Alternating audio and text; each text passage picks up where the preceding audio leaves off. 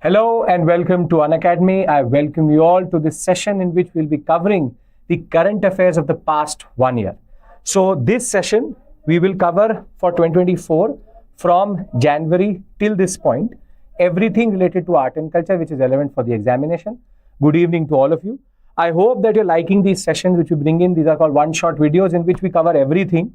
And for anybody who's preparing for 2025, this is a very critical session because art and culture news is mostly scattered and too repetitive in the sources which are available to you. On the other hand, at the same point of time, for anybody who's 2026, you should also understand what are the contours of the current affairs which comes in the art and culture. And more than that, in the examination, art and culture is becoming more and more dictated by the concept of current affairs. So therefore, what we will try to do here is, we'll try to cover everything comprehensively. And before we begin, a very important announcement for you that the offer of 18 months, 12 months with 60% off is running as of right now. And it will go on till Jan of 8th. It has been extended on high demand. 12 months, 23,499 and 18 months, 24,999. And if you use the code IAS English, this is very critical for you. If you use the code IAS English, you will get mentorship sessions with our team and therefore you can be tagged to us. So it is very, very important that you use this code in order to get tagged to the English team and therefore use the benefits of this course itself. So if you ever thought about, in a way, getting any form of subscription with Unacademy, this is the time. So do use the code IAS English. Now, before we begin, good evening. Sahil, soon, maybe in the next 2 months. You're asking this question back to back, that is why I'm answering it. But in the next 2 months, the purpose of this session is two things. First is a roundup, which is called an annual roundup, or we'll discuss everything which is there vis-a-vis the concept of art and culture in the news. Second is we will learn, revise, and evaluate in the same session. So for most of these, I have close to 60 topics which I have to discuss in the next 2 to 3 hours with you. And in 95% of them, I will give you a question to practice. Therefore, we'll be using the poll feature and you will interact. So I want you to learn from this session so that you don't have to go to any other source thereafter. Now, just to give you a glimpse of these topics, as it is, you will not remember the first 4 slides. But just to give you a glimpse of these topics, we will cover from GI tags to temples to different forms of news related to states. We'll talk about UNESCO bodies. We'll talk about personalities. We will talk about national missions. We will talk about different schemes which the government of India is running. And we will come till December, January of 2025 and therefore complete everything. So our last topic is going to be Zakir Hussain, which basically brings us to 1st January in that regard with regards to whatever we cover till December. So we will start with the Vaikom Satyagraha, very important moment, and we'll end at Zakir Hussain. Now, as I said, there are 5 to 6 heads under which we will discuss everything. One would be temples. The other one would be GI tags, which a lot of students are eager to learn, but everything which has been the news for the past 1 year with regards to GI, I will cover that. Thereafter, I will also discuss personalities, the ones which are important in the larger context. Thereafter, we will discuss UNESCO bodies. We will also discuss NGOs which are involved. We will also discuss government schemes. And we will also discuss what we call as architecture and static art and culture.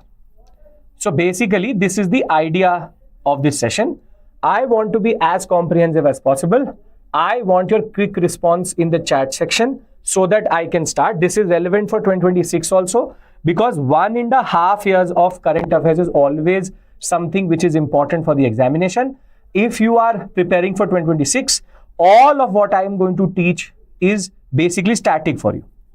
Because if you can cover 2 years, nothing better.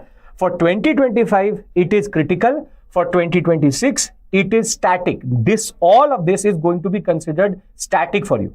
So you can't ignore it as a 2026 aspirant also, thinking that this is not my current affairs. It is something which you have to cover. So what I want from you throughout this session is active participation in the questions which are going to come in the form of the poll. And second, whenever I'm going to ask you from time to time, when does it make sense? Are you following? You are going to give me a positive assertion in the form of the yes, sir. Please proceed, sir. Can I get a yes, sir from everybody that can we start? Can we start analysis? Next 3 hours, we cover everything. Okay, great. You don't need any context. I will teach you from scratch in this, so don't have to worry about that. Now, this is the type of response I want. Very good. Okay, so let's start with our first topic, which is Vaikom Satyagraha. Now, Vaikom Satyagraha is a very important moment in modern India, and last year, 2024, was its 100th anniversary, because 1924, the movement started properly, though the outcome came in 1936 only. But the idea is, because we did not get any question in 2024 paper on Vaikom Satyagraha, now Vaikom remains relevant.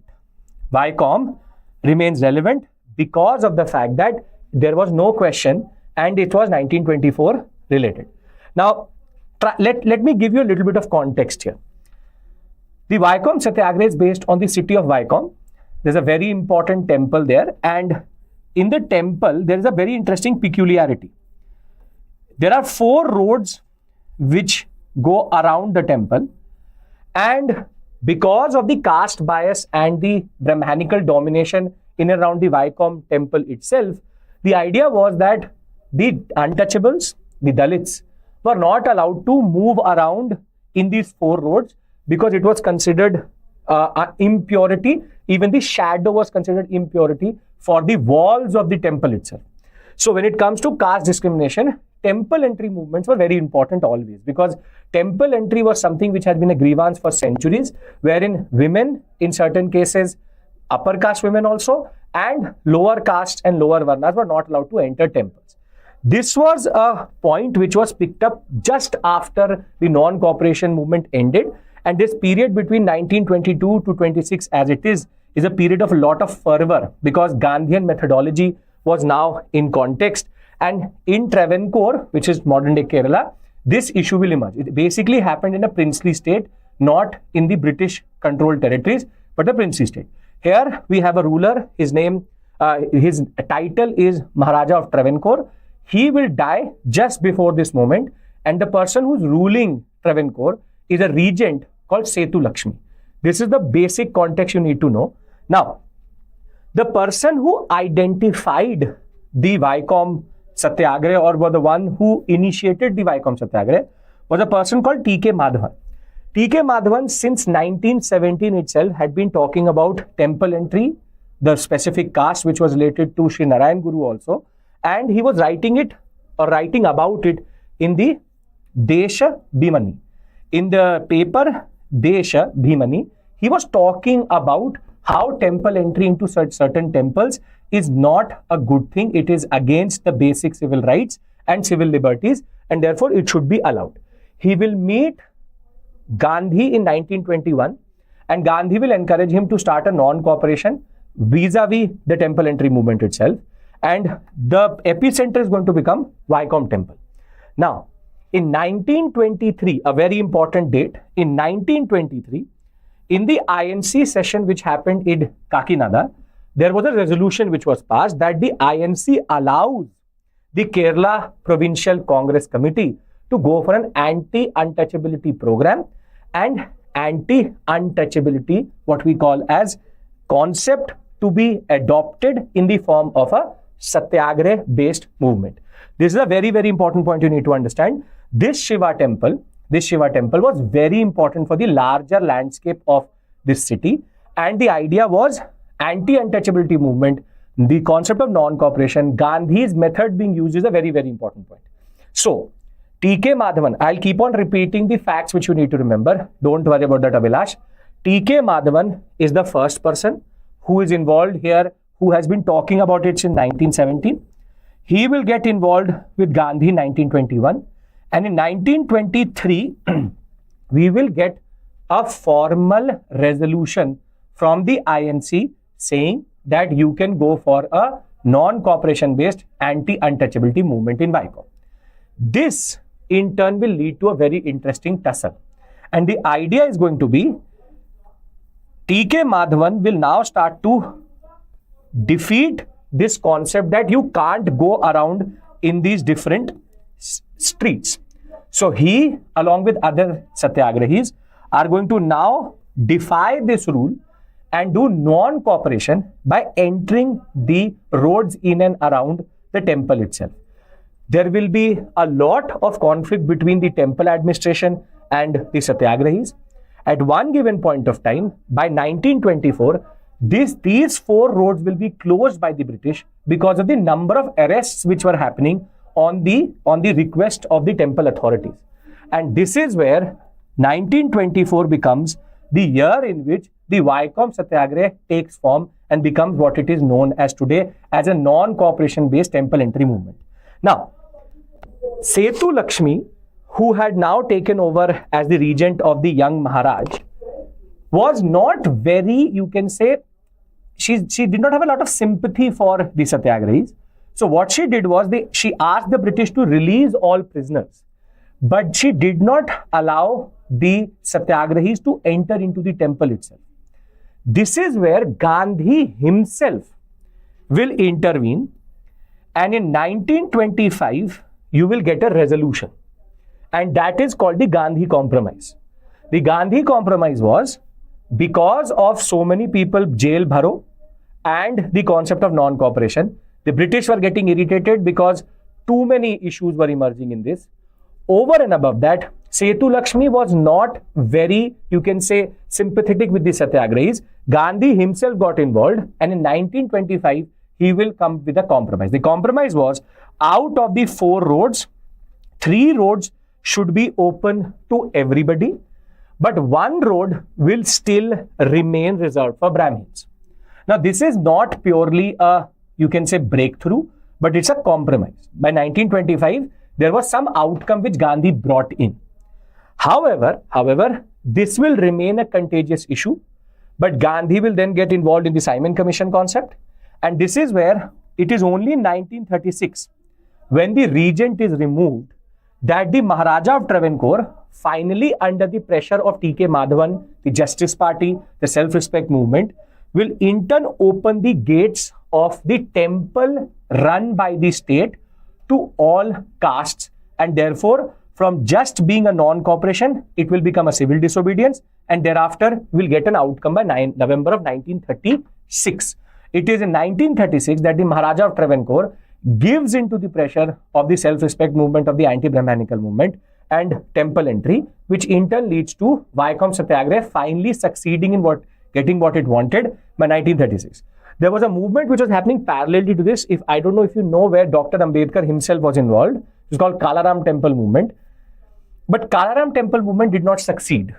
Kalaram Temple movement did not succeed. Vaikom did. Now, there's a lot of information which I've thrown at you. Now, what do you do with this information? Now, pay attention. First is 1923, 1924, 1925, and 1936. Pay attention. I'm trying to now condense all what I've said till this point. 1923 is the Kakinada resolution, where INC allows T.K. Madhavan to launch a non-cooperation based on temple entry movement.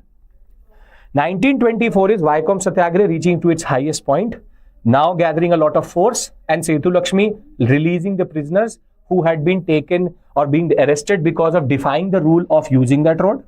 1925 is Gandhi's compromise of opening the 3 roads and keeping 1 road still reserved for Brahmins. And 1936 is basically the year in which you will get the outcome of the Vaikom Satyagraha in the form of Maharaja of Travancore saying, I will open the state-run, remember, only state-run, not privately run temples, state-run temples for everybody. And this is where Vaikom Satyagraha succeeded itself. Now, why am I discussing this topic with you? Because 1924, 100 years has happened. Now, Gandhi's compromise, 100 years happens this year. So, for anybody who's 25 and 26, please remember this topic still remains relevant and important. Now, do we understand this basic point? there's a lot which I'm assuming also that you understand what is non-cooperation, that you understand what is civil disobedience. These things I hope you understand, right? Connection with Periyar and Vaikom. See, Periyar and Sri Narayan Guru both played a very important role in creating what is called as the ideological base. Dr. Sri Lakshmi, good to see you again though. The idea is that they create the ideological base, wherein the Sri Narayan Guru talks about temples. He creates the Aryapuram movement, where he creates a temple for the lower caste itself. Periyar is the one who is the ideologue who basically creates the self-respect movement and the anti-Brahmanical movement. So that is basically the connection between Periyar and Vaikom. Vaikom would not have been possible. T.K. Madhavan would not have got inspired if he had not read Periyar in that regard. Are we sorted with these dates? Because I want to test your knowledge now. Can you remember these dates in the context of what I've discussed? Come on. Yes, no. Yes? Okay.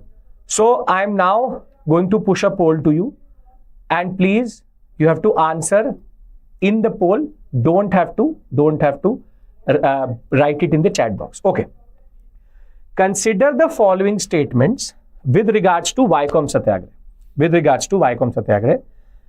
In 1924, the Maharaja of Travancore opened 3 out of the 4 roads surrounding the temple for everyone. In 1936, the Viceroy passed the Temple Entry Proclamation, which removed the age-old ban on marginalized caste entry into temples run by the state. Which of these statements are correct? Come on.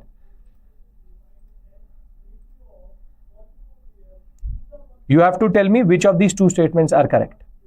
Are both of them correct? Are both of them incorrect? Or is one correct or second correct? I'm going to give you a minute because we have 60 topics to cover. I'm going to give you a minute. Everybody should respond within that given minute. I want that type of cooperation from you so that we can very efficiently cover these topics. Right?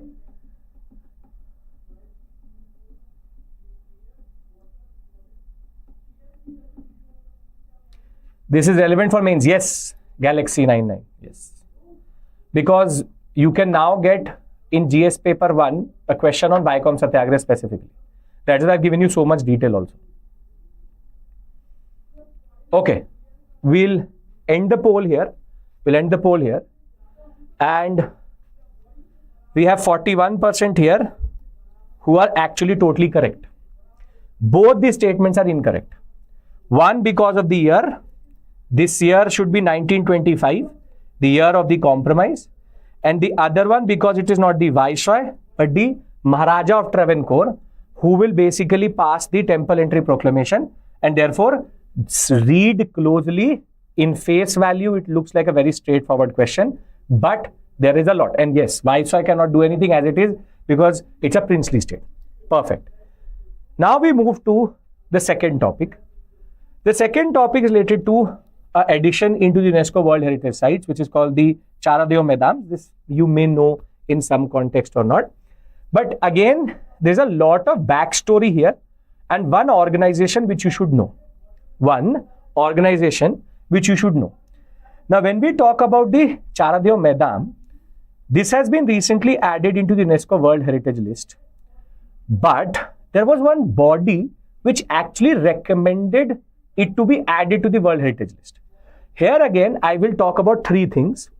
There are first 2 types of lists, which is the Government of India nominates a site, then it goes into the tentative list, and then it goes into the representative list.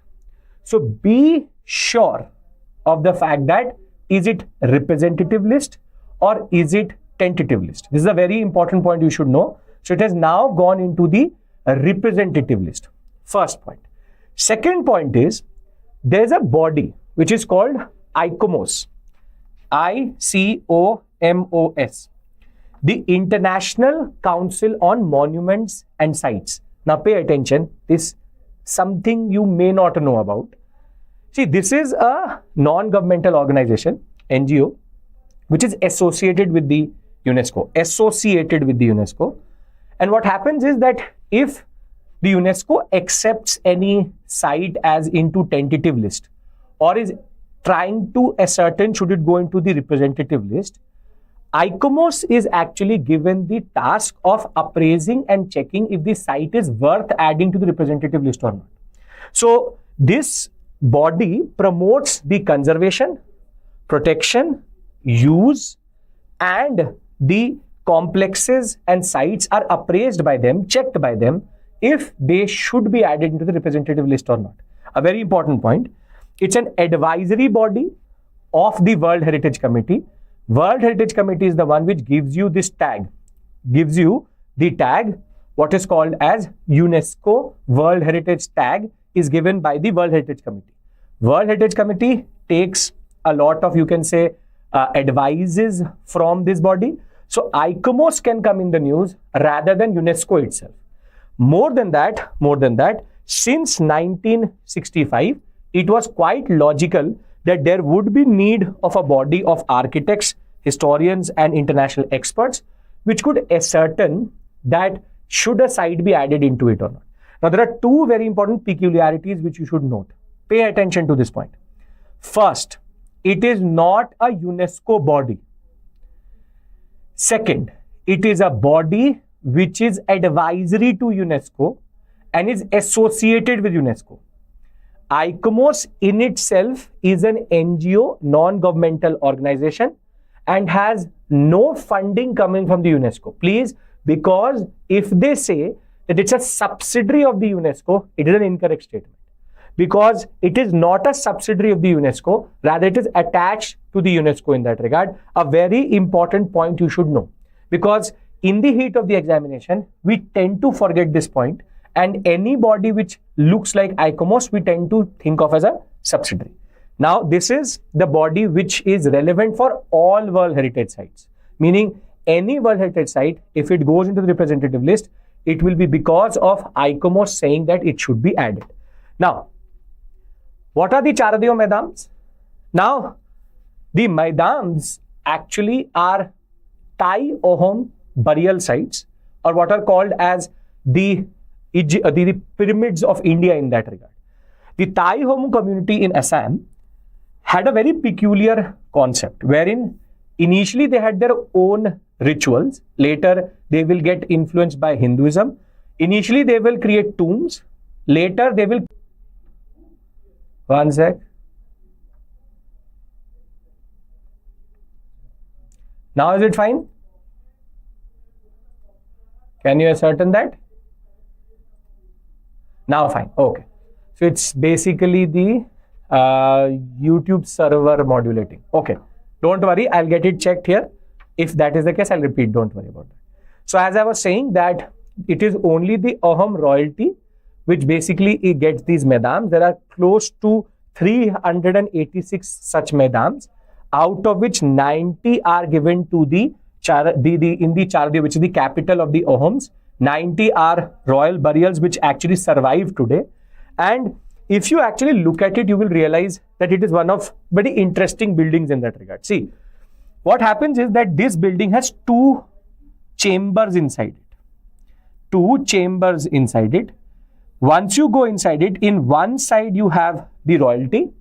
On the other side, you have his paraphernalia. It was believed that once the royalty goes into heaven or whatever their understanding of afterlife, he or she or he would rather need his servants and everything else. So therefore, there were two different chambers created within the Maidam, and both were designated differently. First, in the first set of Maidams, we have mortal remains. In the next set of Maidams, we have the ashes actually pushed in a certain sector, in a certain area of the Maidam with the paraphernalia. So do understand this point that the Ahoms followed this tradition, did mortal remains, later did cremated, you can say, rituals, still followed this process.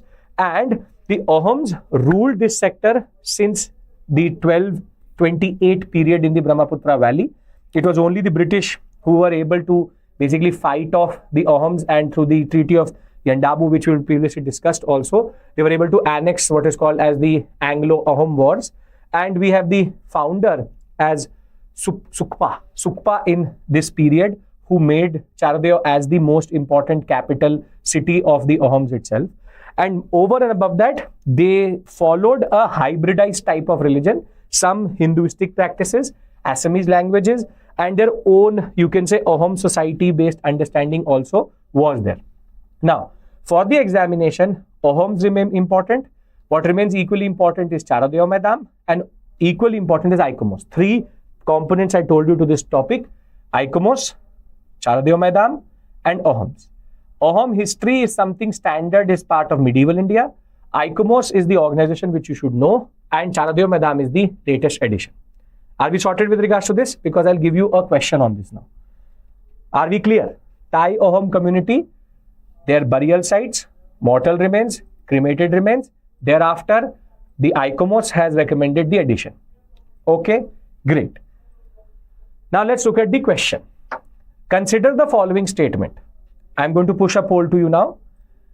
The Charaideo Maidam tradition is followed by the Kuki Ahoms of Assam.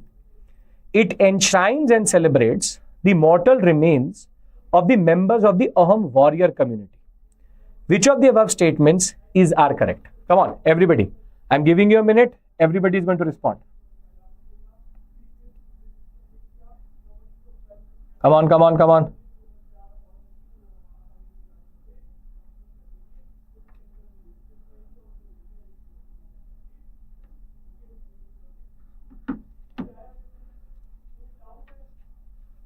Okay.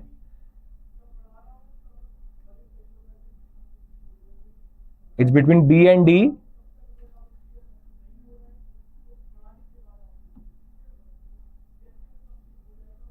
Is it again stuck?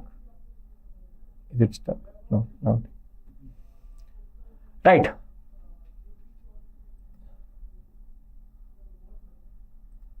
Okay, we'll end the poll here. Yeah, I can see that for you. Don't worry. I have a preview in front of me. Don't worry about it. Okay. 50% of you totally correct. There are certain peculiarities in both the statements which actually are problematic. First, it should not be Kuki. It should be Thai Ahom.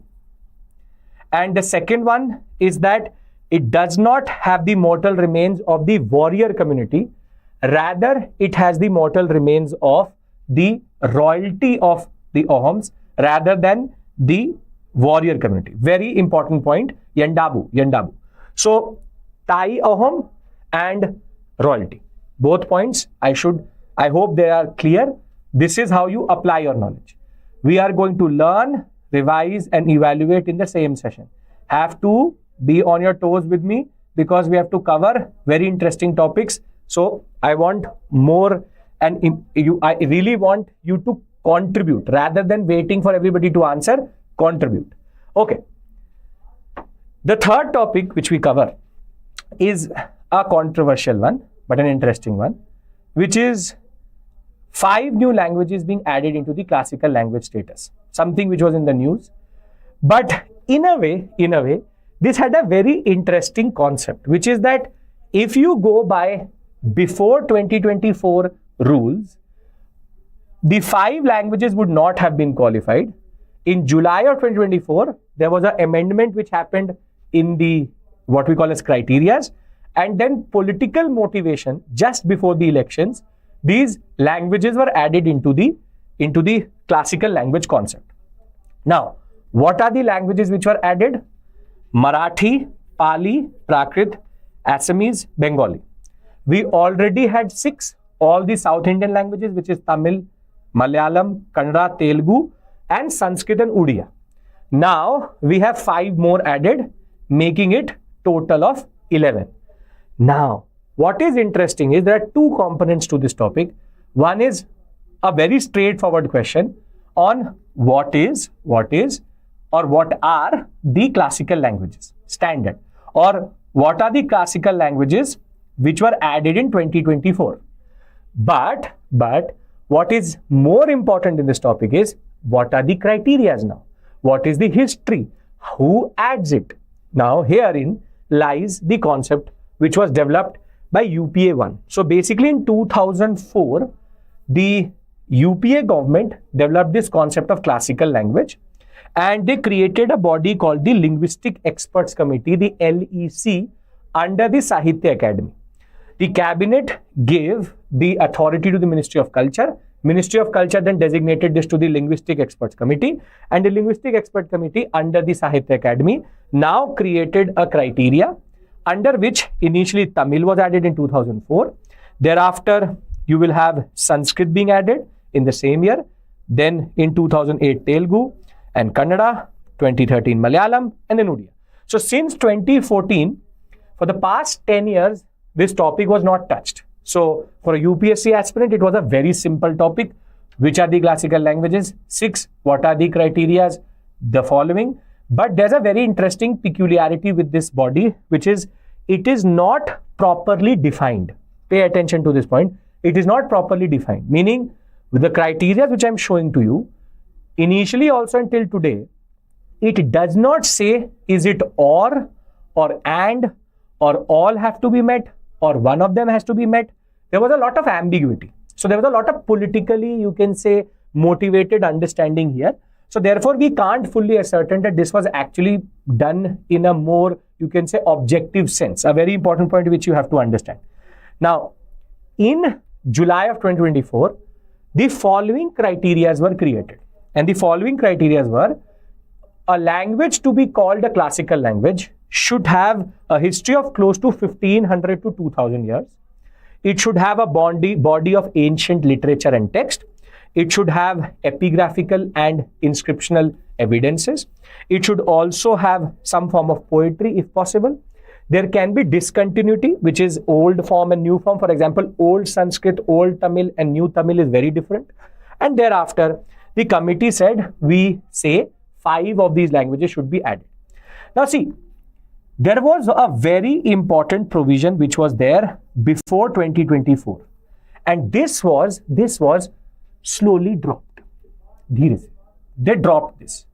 And what they dropped was this: the literary tradition should be original and unique and should not be borrowed from any other language. This provision was there between 2014 to July 25th, 2024. Thereafter, they dropped it. Now, the reason for dropping this is very simple. If they don't drop this provision, then Pali Prakrit still, you can say, will in a way qualify to be a classical language, but Assamese, Bengali and Marathi won't, because Marathi is derivative or is a derived form of what is called as Avadhi Prakrit, which was there in this Marathi, the Maharashtra sector, and Bengali Assamese come out of Abahata, which is an original form which was developing between the Pala and that Sena period, and is also a derivative of Prakrit. In a way, if you look at it, Bengali, Assamese and Marathi are nothing but what we call as modified forms of Prakrit, specifically Abahata and what is called as Avadhi Prakrit and its distorted form which became Marathi. And this is where these 3 languages would have got disqualified easily. This is a, you can say, politically motivated or whatever it may be, but because of this tweak, now we have this criteria that we have 11 languages under classical languages. So remember this point, that now this provision does not exist, because this is what UPSC will play a game with, which is unique and original is not a criteria now. Now, what is the point of getting a classical language? If you're giving classical language status, what's the point? The point is, if you get a classical language status or give a classical language status to a language itself, now the Ministry of Education is obligated to create or have 2 major annual international and national awards. You can create a center of excellence. You can go to the UGC and say, I want a center of excellence for Marathi. That will also be done. And further, digitization, documentation and preservation of the epigraphical or the manuscript evidences become equally important. So therefore, it gives prominence, nothing really tangible. 2 awards, Sahitya Academy has to now basically create 2 awards. Further, UGC is now obligated to, if needed, to create chairs which are called the Center for Excellence chairs in central universities and state universities if needed. So therein there is a certain status, but as I said, there's a little bit of politics which was played whilst changing these rules. It was originally also politically motivated. Sanskrit is a classical language. Sanskrit, Tamil, Telugu, Kannada, Malayalam, Odia remain as classical languages. Now we have 5 more languages added. Again, repeating myself, Marathi, Pali, Prakrit, Assamese, Bengali, and all South Indian language plus Sanskrit plus Odia. You can remember it like this. Created obligation on the ministry and the Sahitya Academy to do it if the community of learners and the community of speakers say that you have to create it. There is, in a way, nothing legally bound, but it is obligated now by the LEC and the cabinet to do it. So this will be done in the next 5 to 6 years. Now, let's look at this question. I'm pushing a poll to you. Pay attention to the wording of the question. Consider the following: Marathi, Pali, Sanskrit, Tamil. Which of the above were added to the list of classical languages in 2024? Only one of them, only 2 of them, only 3 of them, or none of them. And this is purely based on a question which came in 2024, where they asked a question on UNESCO World Heritage Sites. So therefore, I have tried to, in a way, modify that type of question for classical languages. Come on, come on.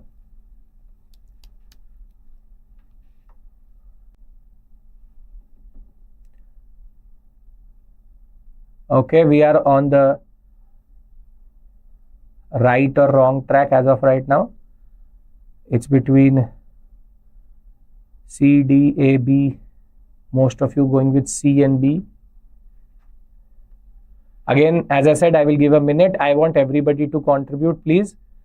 Within this 1 minute frame, I am giving you an opportunity to, in a way, evaluate your understanding with your peers in that regard. Conquer Prelims will also be there, Akhila. Don't worry. For 2025, we are building up to it. This is one of the, you can say, sessions building up to it. Okay, so we'll end the poll here. And most of you are correct here. Very good. 82% of you totally correct. Out of this list, only 2 were added in 2024. Meaning, Marathi and Pali were added. Sanskrit and Tamil are classical languages, but not added as a process of 2024 editions. We'll come up with the World War II video also, don't worry. I am planning that, don't worry. Okay.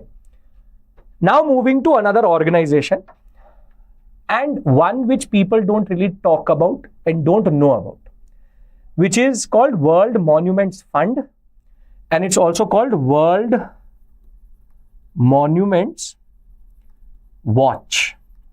It's called WMF, WMW. Pay attention to this because you will not find this in standard books, something which will be given somewhere in the, you can say, corner, but important. Now, the context for this is not that relevant to us, but the context is that there is a watershed in Tamil Nadu, which is called the Kazuveli watershed. A very important one because it's the Erie Tank and Lake, a very historic lake, which is based on 2 very important roads. The problem is that there is a very big landfill next to this sector, and the landfill is now encroaching upon this lake. And this lake was actually created close to 400 to 500 years ago. It's part of the larger, you can say, political and economic heritage of that sector. And the problem is there's not a lot which is being talked about the Erie Tank or Erie network which is there. And therefore, what the community did was, they used a body which nobody really knows about, which is called the World Monuments Fund and the World Monuments Watch. This is a very interesting concept, wherein this body, the World Monuments Watch and Fund, is again, landfill is where you put a lot of garbage together. You have the Wazirpur landfill, big landfills. Now, this body tries to do 2 things. Again, not affiliated to the UNESCO. You'll see a theme here. I'm trying to give you very simply different types of organizations which are non-UNESCO so that you are able to identify them in the examination. So it is a non-UNESCO body which tries to highlight heritage sites globally which are in a way nominated by individuals or communities that need attention. So in any place where a heritage is being vandalized, has met with a disaster, is in a conflict zone, is neglected, people can nominate to the World Monuments Fund and World Monuments Watch that this should be brought into the focus of the government. And they also, if they believe it is very critical, fund restoration activities of that place. It's an individual body which does not take a lot from the UNESCO, but UNESCO from time to time takes consultations, takes advice, but it acts as a you can say independent body other than the UNESCO. So the name itself gives away the meaning. Pay attention. This is the trick of learning this. World Monuments Watch, World Monuments Fund. Watch means if people want, they can nominate sites the way we did for areas which are threatened, but the government is not talking about it. And it tries to create awareness for heritages which may be in a way threatened. So I hope that you will now remember it is a non-UNESCO body. Let's do one thing. Let's look at a question and then let's see if you fall for it or you're able to interpret that question properly or not. Are we on the same page? I'll keep on asking you. All on the same page? Are you understanding the trick here? Are you understanding the purpose here? Because I want us to be on the same page throughout this session because you have to learn, revise and evaluate in the same session. Yes? Okay. So, consider the following statements. The World Monuments Fund raises awareness about cultural heritage sites around the world that is threatened by conflict, vandalism, disaster or neglect. It is funded and controlled by the UNESCO World Heritage Committee. Which of these statements? Now, give me the answer. Come on.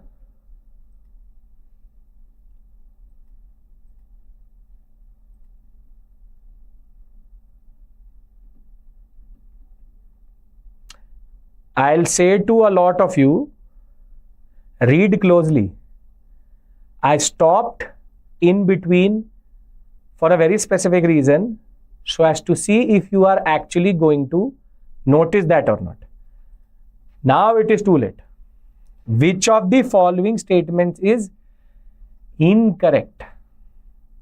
So, cannot blindly trust me. That is what happens. I said which of the following statements, then I stopped because I wanted you to read the question. Come on. Now everybody is going to give the right answer. So for anybody who got LBW or clean bold here, pay attention. Sometimes read properly. Properly read each and every statement. Twice, thrice. It is not a race, it's a marathon. Have to pay attention to this point. Yes? Okay. So we'll end the poll here. And now we have a good number of students giving us the right answer, which is 45% of you are totally correct, which is only the second statement is incorrect. The first statement is correct, which is it is had nothing to do with the UNESCO World Heritage Committee in that regard. It is a standalone body. So first statement is correct. Okay. Now, let's move to a small topic. I'll keep on doing this mix and match, which is big topics, small topics, big topics, small topics, so that it is generally a good engaging session in that regard. We have in Ujjain a very interesting clock, which was launched by or inaugurated by our Prime Minister, which is called the Vikramaditya Vedic clock. Now, there are two reasons for it being called Vikramaditya, because Vikramaditya is the legendary king who is linked to the concept of the Vikram calendar, and we don't know anything else about him. We just know that Vikramaditya defeated, has nothing to do with Chandragupta to Vikramaditya. Vikramaditya defeated a Saka ruler, and to mark that, he started the Vikram calendar. And Vikram calendar is quite important for Hinduistic practices, and therefore a Vedic clock would obviously be called Vikramaditya Vedic clock. This was a standard question which can come 56, 57 BCE. Yes, very good. The idea is the first type of question which can come in the examination, where is it? That is the most plausible question which can come. Again, very simple for you to remember this right now, but for the prelims examination, it will be difficult. The idea is Vikramaditya Vedic clock. Now, what is a Vedic clock? Equally interesting point. Now, Vedic clock, which has been developed, is based on the traditional Indian Panchang, which is based on the Vikram calendar in that regard. And therefore, this clock in Ujjain gives you IST, Indian Standard Time, GMT, and the Vedic time. Now, what is the difference? Just out of curiosity, what is the difference? Now, see, we have 12 hours, 60 minutes, 24 hours total. Here what happens is the only difference is that 1 hour is not equal to 60 minutes, but is equal to 48 minutes. And therefore, rather than 24 parts, we get 30 parts. So the main difference is it is 24 and 60 minutes. Here it is 30, 48 minutes. Now, you don't have to understand the logic of why is it 48 minutes and thereafter what is the concept of 30, doesn't matter.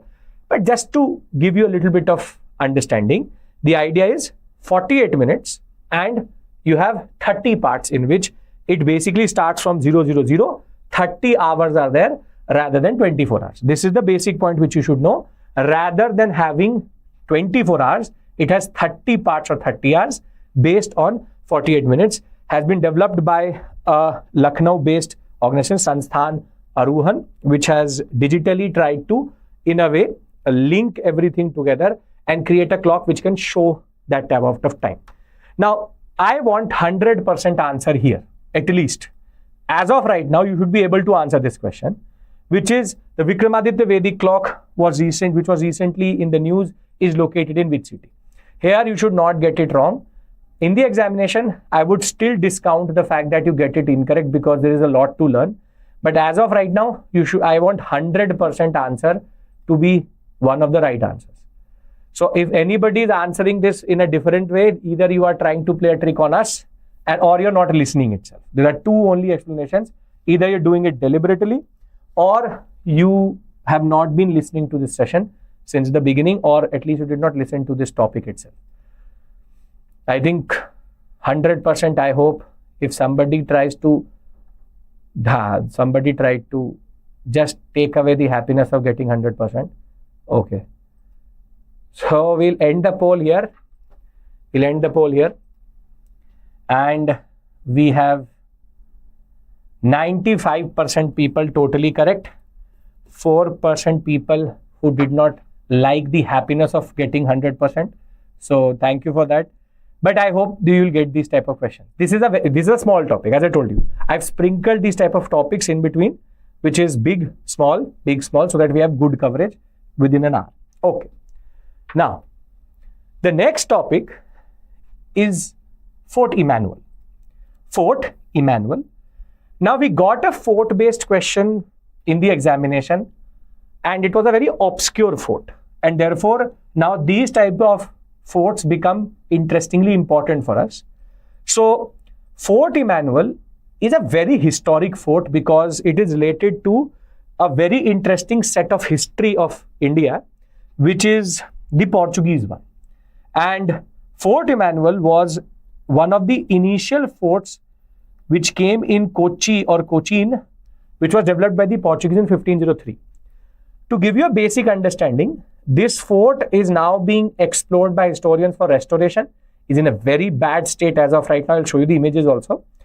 It is on the beach front. In 1503, the Portuguese established it.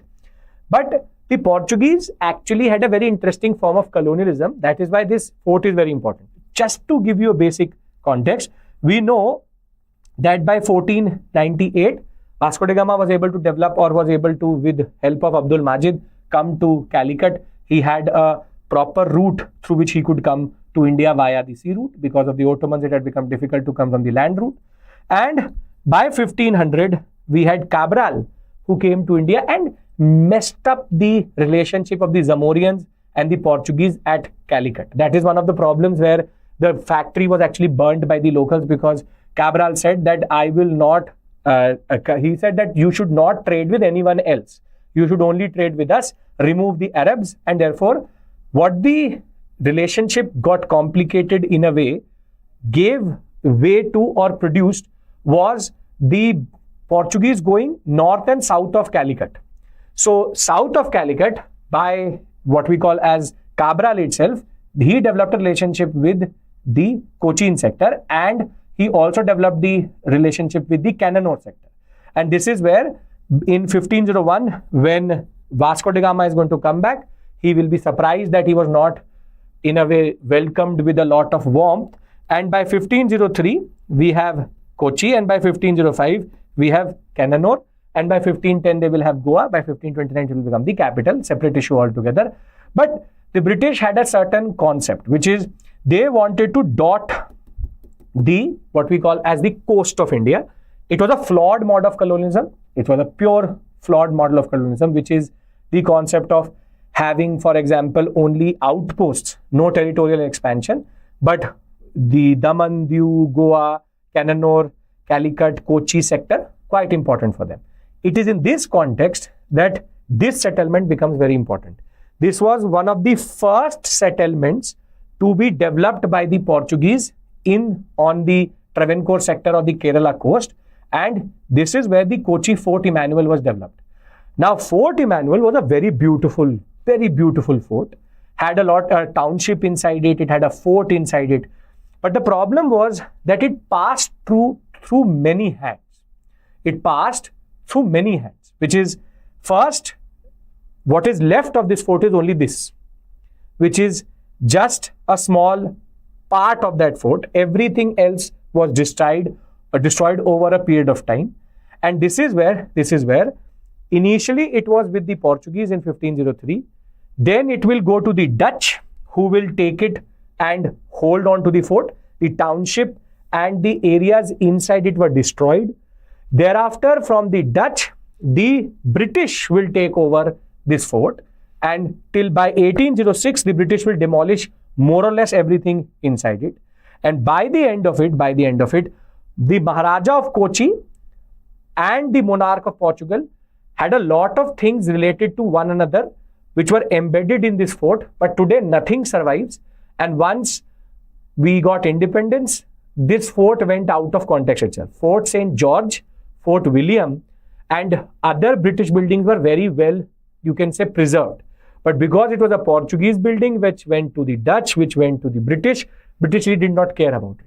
So therefore, you should know that it is not just the Portuguese who are associated to it. It is also the Dutch. It is also the British. Don't have to learn these dates, just for your reference, which is that when did the Portuguese give it to the Dutch? When did the Dutch give it to the British? And how it basically captures a very important, you can say, moment in that relationship. Do we understand this? Because you can get a question like this. I'll push a poll to you.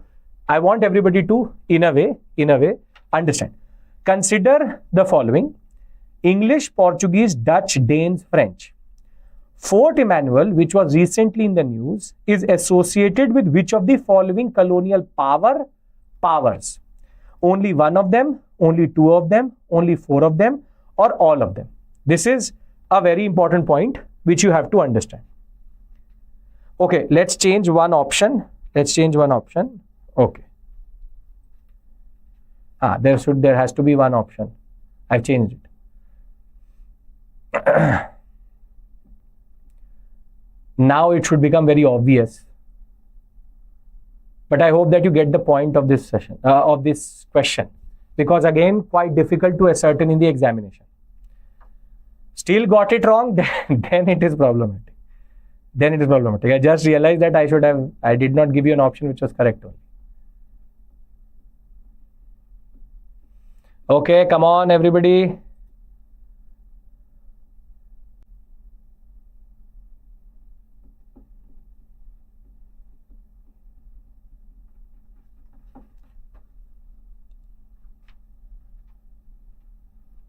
If you mark 2, I will still give you the marks. Don't worry. Okay, we'll end the poll here. Not a lot of you are still answering. I want everybody to answer. I can see the number of people voting. So please, I want everybody to do it. Yes, it should be B, obviously, because English, Portuguese, Dutch, 3 of them are associated. No Danish connection, no French connection. And therefore, that is why only 3 should have been one of the options, not only 2. So this is again a very realistic question from a topic which may or may not be important for you, but for the UPSC it becomes important because it brings in a lot of history together, as it is they're looking for forts which are obscure. Moving on, we go to a personality and her name is Usha Mehta. The context of this is not that important, which is there was a movie which was, you can say, released by somebody on her. But Usha Mehta is generally quite important because of the Quit India movement. And therefore, this personality and the conspiracy case which is related to her is equally important. Now, Usha Mehta, born in 1920, was very, very active as a Gandhian. Gandhian freedom fighter, very important. She was, in a way, very well involved in the Simon Commission at a very young age only. At 8 years of age, she was marching in the Simon Commission protests in that regard. But what she is known for today is Radio Didi or Radio Ben, because she developed something which was critical during the Quit India movement. Now, just to give you a little bit of context, if you know Quit India, you would know on 8th August, there will be the resolution, Quit India resolution on Govalia tank. And on 9th August, what will happen is that Lin Lithgow is going to ban the INC and he's going to basically pick up every other leader or every leader known to the British as being very important. So Gandhi is picked up, Nehru is picked up, Patel is picked up. Everyone is arrested and taken to obscure locations. Lin Lithgow is not that type of personality who would parlay or play with Gandhi that much or his, you can say, Quit India movement. He wanted to crush it very quickly. But in turn, led to a lot of violence which happened, which Gandhi could not control also. He was not in the picture. But the problem was the British were very quick to ban all forms of organizations, all form of INC ward committees and also radios. The problem was there will be an alternative leadership which will develop. The alternative leadership, for example, Sucheta Kriplani, Usha Mehta or Aruna Asaf Ali, they will emerge, but there was a need to communicate. That communication was not possible without radios. This is where she will develop after there was a ban, pure ban on all forms of radio licenses. She organized what is called as the Congress Radio.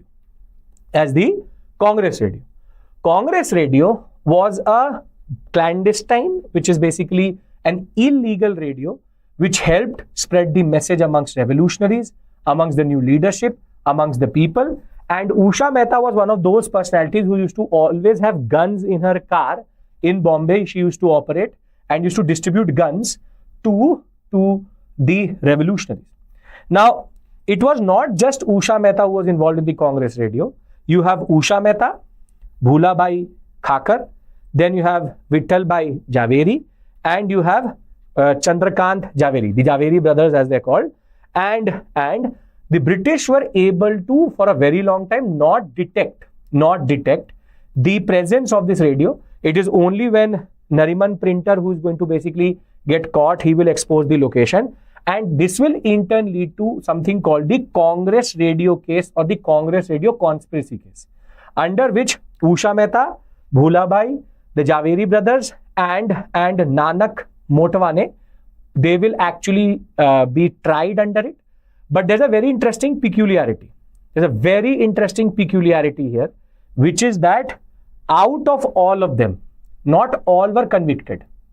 In this, Vittalbai and Motwane were cleared of the charges, while Mehta, Bhulabai and Chandrakant, meaning the Javeri brothers and Usha Mehta were convicted. Other two were left. She will be in the Yadarwa jail till 1946, and thereafter she will basically become Radio Ben and very well remembered by the people today because of her Padma Vibhushan also. But the point is, she is a very important personality, no doubt whatsoever. And because there was a movie which came about her, it becomes important. Now here, Babu Bhai, not Bhula Bhai, Babu Bhai. Please remember three names: Usha Mehta, Babu Bhai, and the Javeri brothers. Out of them, it is only the Javeri brothers and Mehta who got convicted. Please remember this point. If you get a question based on the Congress radio case, which is good probability of that, you should be able to identify that not all of them got convicted. Why am I saying this to you? Because you can get a question like this, and I'm going to push a poll to you for that. You see, consider the following statements with regards to Usha Mehta. She was involved in the Rowlatt Satyagraha alongside Gandhiji. Mehta, Vithalbai, Motave, Mehta, Bulabai, and Chandrakant. So basically, one second, yes. Mehta, Vithalbai, Motwane, Bhulabai, Chandrakant received harsh sentences under the Congress radio case. Which of them are correct? Come on, tell me. Which of the statements are correct? This question would become extremely difficult in the examination to manage because nobody talks about the Congress radio case. I hope that this will help you in managing these type of questions properly. The two statements, very interestingly, they have one has a very obvious mistake, as Ayushi is pointing out, very obvious mistake, and therefore I want to check if you have basic understanding of the timeline of modern India also. Because if you don't have an understanding of the timeline of modern India, this may be something which you will not be able to properly answer. So, okay. Let's end the poll here. Okay. We have 61% of you totally correct. See, she was born in 1920. Rowlatt Satyagraha is 1919. So she was not born during the Rowlatt Satyagraha itself. This is a very obvious slam dunk. But to know this, you should know when was she born. That is why we are here. Second is, not all of them got convicted. It is only the Javeri brothers and Mehta who got convicted. This is why I gave you this statement also, and therefore neither of these statements is correct. So I hope that you get the point of having this discussion. A very obscure personality, very obscure case itself, but a very realistic question for the examination. Now, moving on. I can write. Everybody is with me till this point? No issues whatsoever. Makes sense to everyone. I hope that you're enjoying the session also, learning also, and finding the questions also useful so that you're able to basically learn and revise in the same session. Yes, sir. Great. Okay. Now we go to the Pandavula Gutta, again in the news. This is an official geo-heritage site which is now in Telangana. Now, there are 3 to 4 things which you should understand. What is a geo-heritage site? First. Second, more than that, why is it so important? First, I'll show it to you. This is the Gutta which we're talking about. And this is a rock formation which is older than the Himalayas in that regard. And why is it considered so important is because if you go inside the rock formation, you have caves in which we find what are called as prehistoric paintings. Paleolithic, Mesolithic period, a lot of beautiful, you can say, prehistoric paintings related to animals, related to basic life, and the, you can say, day-to-day activities of the prehistoric men and women. That is where it is a very important site. It is a culturally important site, but it is equally geologically important. Why? Because this site is a geological marvel which is older than the Himalayas. It has multiple rock shelters, paintings and evidences spanning from the Mesolithic to the medieval period. but the paintings would be from the what we call as Mesolithic period forward. Pay attention to this point. From the Mesolithic period forward, not Paleolithic. Upper Paleolithic is from the point where you start to get petroglyphs. Very good point. But here, no upper Paleolithic, only Mesolithic. This is a very important point you need to note. Paleolithic, if they say in the examination, it is incorrect. Across the world, the first, in India itself, Lakhudiyar and Bhimbetka are where we get upper Paleolithic evidences. Mesolithic period onwards, it becomes even more, you can say, ubiquitous across India. So, the paintings rock shelter are from Mesolithic to medieval period. The discussion I had just 2 minutes before was generic to petroglyphs. But in this site, you have specifically from Mesolithic itself.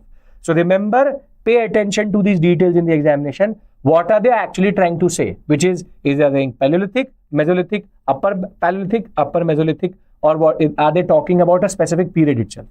It further has a lot of paintings which have bison, antelope, tiger, don't need to know that, but these are basically weapons and the animals which are represented here. Now, it deserves this tag, but who gives this tag? Who gives this tag? This tag is given by the Geological Survey of India. Through that, India as it is has to now, in a way, the Indian government or at least the Telangana government has to protect this site because of the UNESCO Convention on Protection of World Cultural and Natural Heritages. So therefore, now the government has to create a certain structure in which it can be protected. And the Geo Heritage tag is mostly given to sites which give us a lot of, you can say, information about the history of the earth and history of humans itself. That way, this is a very important site because it both. It has geological importance also and heritage-based importance also. That is why it becomes important. Now, one basic question which can come is, which state is it? That is, it is not a World Heritage Site. It is a Geo Heritage Site. Geologically important heritage site. That is where it's not a UNESCO World Heritage Site. No. Remember this point. It's given by the If it was a World Heritage Site, then the ASI would be protecting it, not the GSI. This, please need to note this down. It is under GSI. It is a Geo Heritage tag. Geo Heritage. Officially, Geo Heritage Site. Pay attention. Obvious answer to that question is, where is it? Is Telangana. But I wanted to give you a little bit of a more difficult question. So let's push a poll and see. Consider the following statements with reference to the Pandavula Gutta. It is a geological formation located in the Western Ghats. The site is rich in paintings, rock shelters and evidences from the Paleolithic to the Mesolithic period. Which of the statements are correct? Pay attention to the finer details, please. One is very standard. Pay attention to the finer details. I want everybody to answer this question. I can see the number of students who are answering this question and the number who are here. So I really want everybody to take part. It just takes one single click. Just open the chat box and just have to click.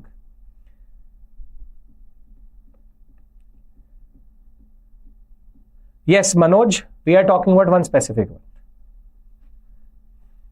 Come on, everybody.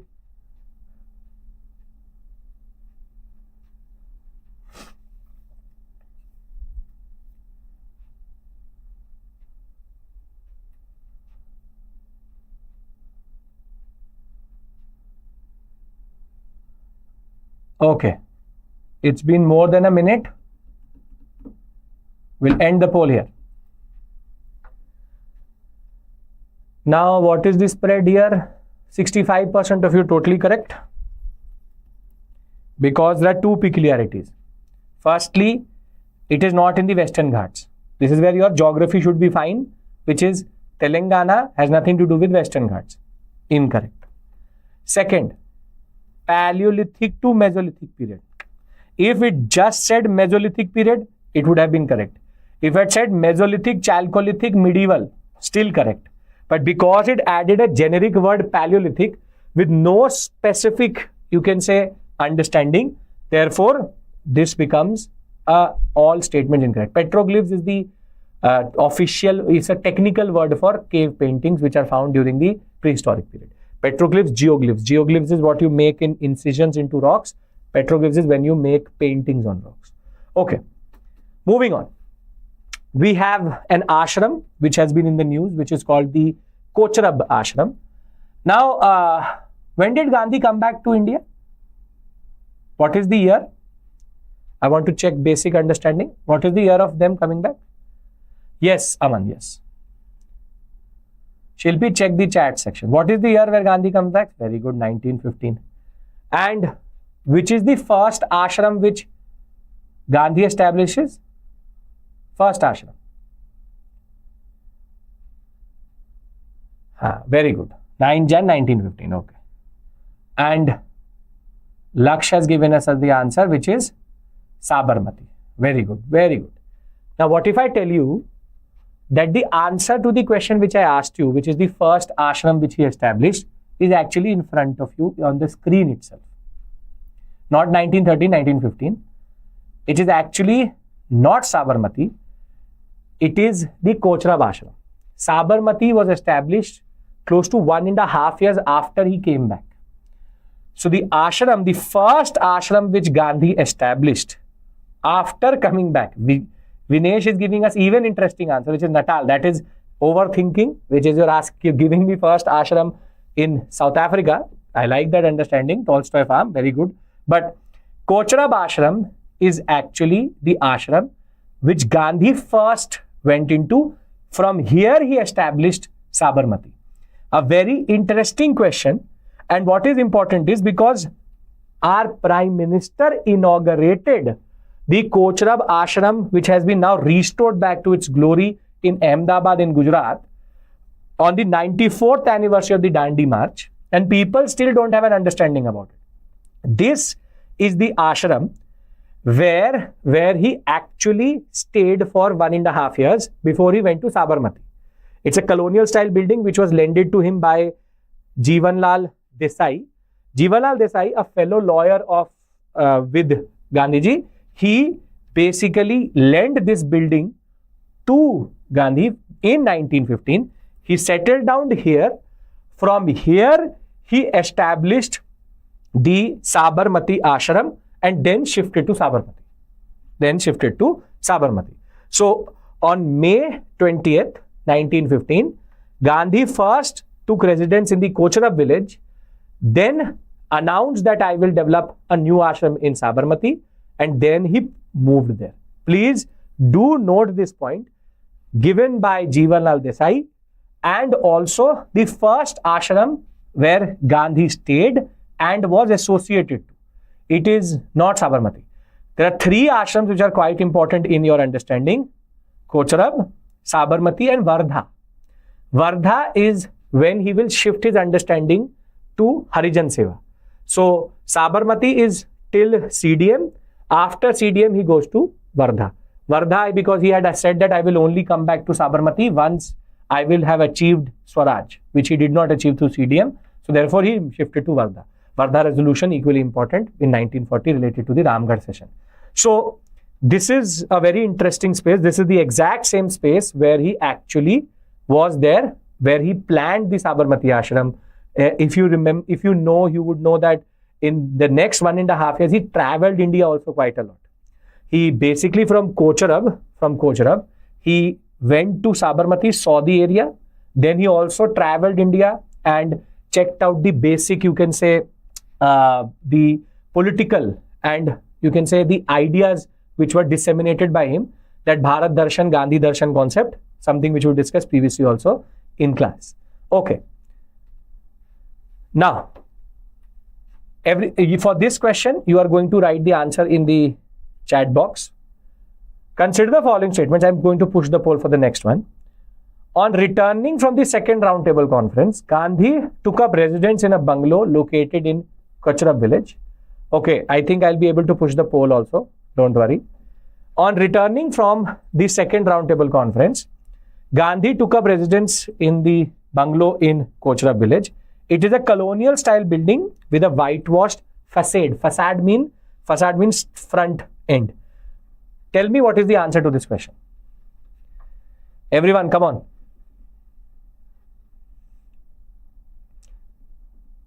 There is no DRS available.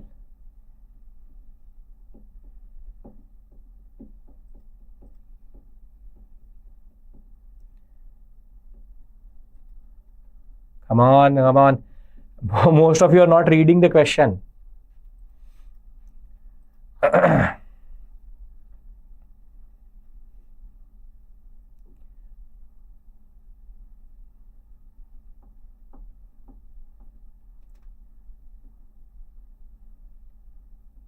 Incorrect.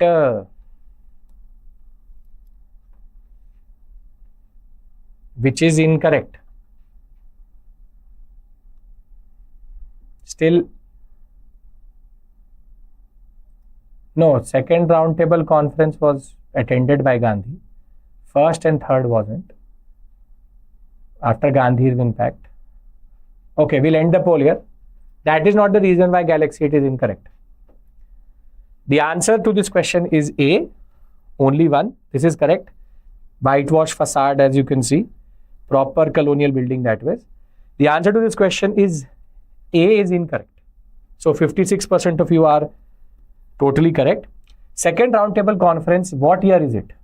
Second roundtable conference is 31-32. And Kochrab is related to 1915-16. So he will come back at Sabarmati, then go to Wardha. But Kochrab has nothing to do with his later years. He did attend the second roundtable conference after Gandhi's impact, but nothing related to Kochrab with regards to that. So a lot of you got confused. B you answered because of incorrect and correct. This is with regards to returning from South Africa. Very beautifully summarized by Raja. Okay. Moving on. We have the 8th wonder of the world. And if you ever wondered who gives you the wonder of the world concept, there's a foundation, a Swiss body, which is called New Seven Wonders Foundation. There is a lot of controversy with regards to this body also, because it takes UNESCO into consultation but not in decision making. But the idea was that they have now designated, there was a very close fight between Pompeii and Angkor Wat on getting the 8th wonder of world tag, and Angkor Wat was able to win it. Now, then the question is, why is it so important to us? It's not a building in India. It's not a monument in India. But then why is it important to us? Because the Cambodian Angkor Wat, very beautiful building, has two religions which have their origin in India. One, it's a Vishnu temple, and the other, it is very closely linked to Mahayanic Buddhism. Mahayanic Buddhism, which is this structure, very beautiful structure, and a very magnificent one also. If I'll show you the whole, considered one of the biggest complexes created in the Asian sector. Very beautiful sector, has a very specific type of 5 lotus shikhar also. This building has a very intricate history attached to it. And it was able to defeat Pompeii to become the 8th wonder of the world. Angkor Wat has 2 personalities related to it. And that is what is important to you. There's a king called Suryavarman II of the Khmer dynasty. Khmers are the ones who ruled this sector. And he was a Hindu, you can say, ruler, and he is the one who constructed the Vishnu temples there. Thereafter, once Suryavarman II is going to be replaced by a person called Jayavarman VII, his wife, Indra Devi, actually was a Buddhist, Mahayanic Buddhist. And this is where he will later convert most of the iconography which was there related to Lord Vishnu into Buddhist also. So it's basically a mixture of Buddhism and basic, you can say, Nagara style temple architecture, which is the concept of the Garbhagriha, the Shikhar, and thereafter standard mandaps, small platforms. It's a mixture of that. So you should know Suryavarman II, you should know Jayavarman VII, you should know Indra Devi. But what is even more peculiar about it is how they make the Shikhar. There's an understanding that all the gods of Cambodia sit in what is called as Mount Meru. Mount Meru is their mythical mount in which Hindu and Buddhist gods together reside. And they basically try to make the Shikhar like the Mount Meru, which is called the 5 lotus towers, which is 1, 2, 3, 4, 5. 5 lotuses together pushed to create a shikhar. Remember 5, because again they can play with this in that regard. Khmerian architecture is a mixture of Nagara from India along with the architecture of Cambodia itself, and it mixes up together to create a very hybridized type of architecture. Don't have to go into too much detail related to it, but you should know that it's a very interesting hybrid sector which was created with 2 religions directly related to India, which is Buddhism and Hinduism. Now, what type of question will they ask in the examination? That is more important. This is where you will get a question like this, and I'm pushing the poll to you. Consider the following statements with regards to Angkor Wat. The temple complex associated with Lord Vishnu and later converted to Vajrayanic center of worship. The central temple of the complex has a 6 lotus shaped type tower. Which of the statements are correct? Come on, everybody. Now you're becoming more and more attentive. That's a very good thing. You are now not falling into the trap of correct and incorrect. At least I hope that is one trick I want you to understand and develop for the examination. Never take anything for granted. A lot of students, because they know, still they get it incorrect because they try to in a way rush it. So don't rush.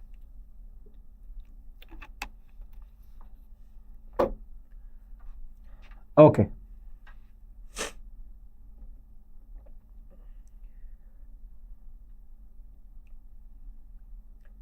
We are slowly but surely moving towards a section in which I will teach you all the GI tags.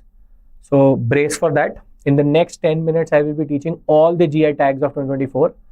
So please don't leave the session and have to pay attention in that. Okay, let's end the poll here. We have 59% of you totally correct.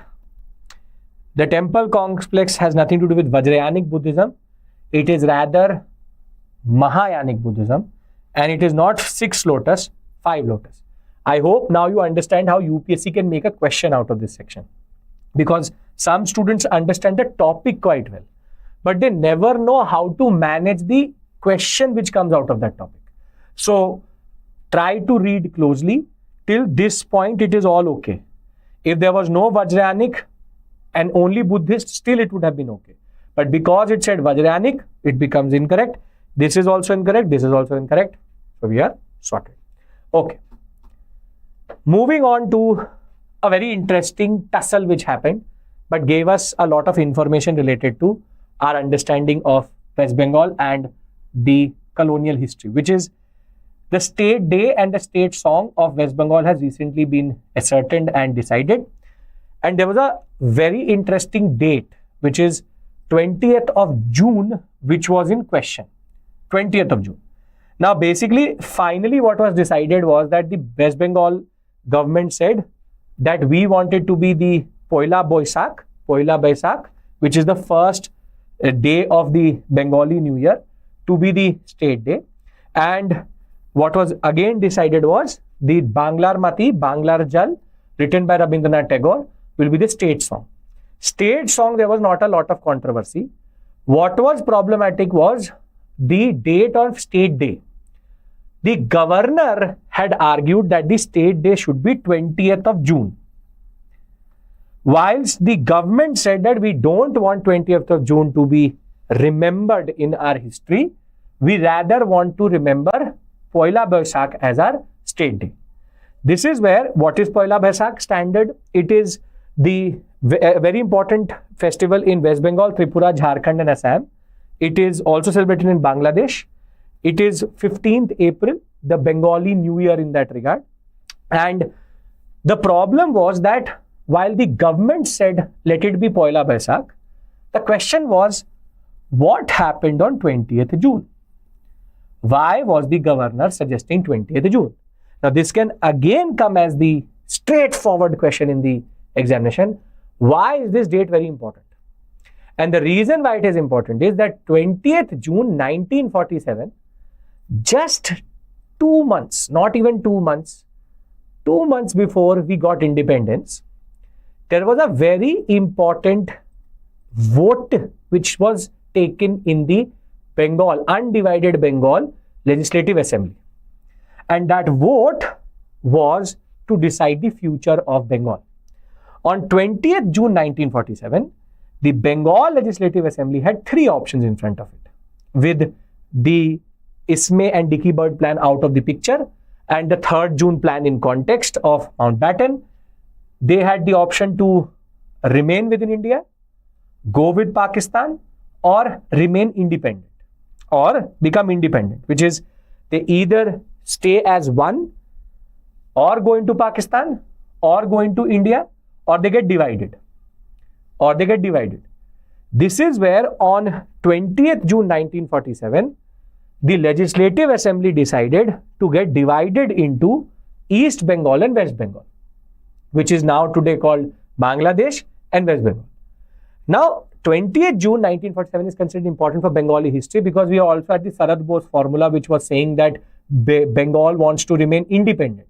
Basically, like a princely state, they wanted to remain independent. That is not written here, but the Sarad Bose formula, the Sarad Shoravardi formula, said that we want to remain independent. That was the 4th option.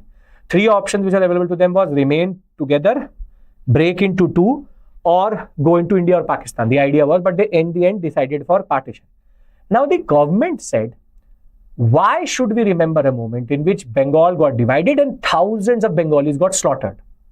Because the partition for the Punjabi community and the Bengali community only means death and destruction. And if it means death and destruction, why are we keeping it as a state day? So there was a lot of logic to what the government said, which is that we will rather go for a festival, which is a moment of happiness, rather than a moment in which we remember the division of Bengal and the destruction of Bengal. So this is where there was a lot of controversy, and 20th June 1947 becomes important. So do remember about this vote.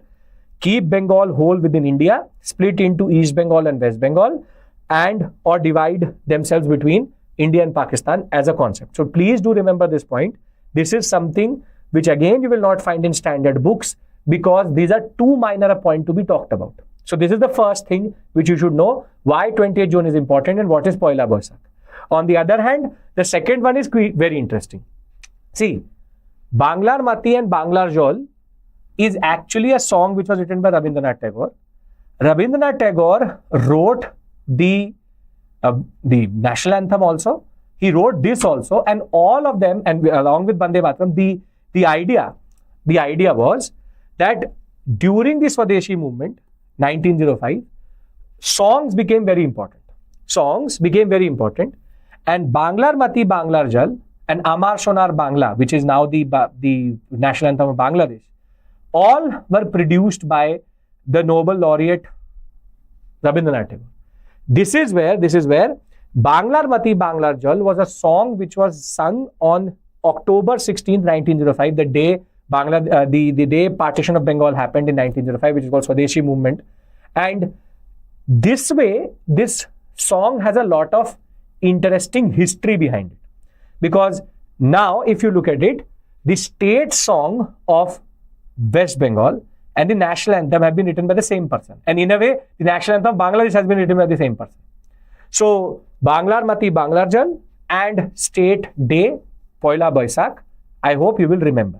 Now again, how does the UPSC ask you a question out of this? Poll coming to you. Consider the following statements. West Bengal's State Day historically marks the struggle against the partition of Bengal. Both the national anthem and the state anthem of West Bengal have been composed by Rabindranath Tagore. Which of the statements are correct? Come on. Everybody is going to answer.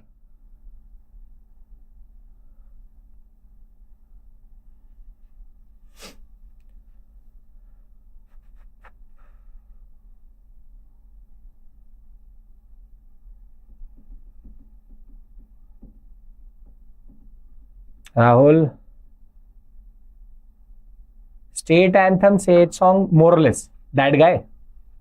Don't overthink it. State song, state anthem. On all official occasions, it will be then state anthem. Come on. Everybody has to answer.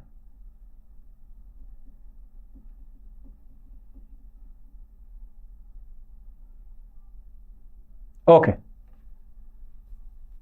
I think we'll end the poll here. Okay. We have 45% C. No. The answer here is 43% B. This is where you fell into a trap. West Bengal State Day is what? Poila Baisakh. It is not 20th June. That was the tussle. Poila Baisakh has nothing to do with partition of Bengal. So, this is an incorrect statement. This is a correct statement. This partition of Bengal, State Day it is saying. It is not saying state song. If it says state song, then it is related to the partition of Bengal till we think that the partition of Bengal is 1905. Partition of Bengal happened twice. Once in 1905, annulled in 1911, and thereafter 1947.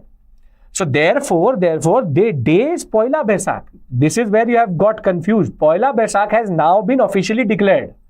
20th June as a controversial element which was related to it. So therefore, please do understand this point that West Bengal State Day is Poila Baisakh, Amar Banglar Jal, Banglar Mati Banglar Jal. The state day is the catch. In this, 45% of you look at the finer details. You knew the answer, but again you got it incorrect because you did not see the finer details of the point, and therefore pay attention. Simple, straightforward 2 marks. This is free 2 marks. And because it is related to colonial history, it is both a modern India question and it is also a question related to art and culture. Harsh, don't have to worry.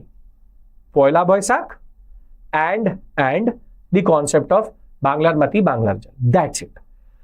20th June is to give you a little bit of context into something which happened. Clear? Okay. Now we go to France and we unveil the statue of Thiruvalluvar. Mind my pronunciation, not good with regards to these things, but the author of Thirukul, the Bible and the book of ethics coming out of Tamil Nadu and in Tamil language, he really deserved this type of reception.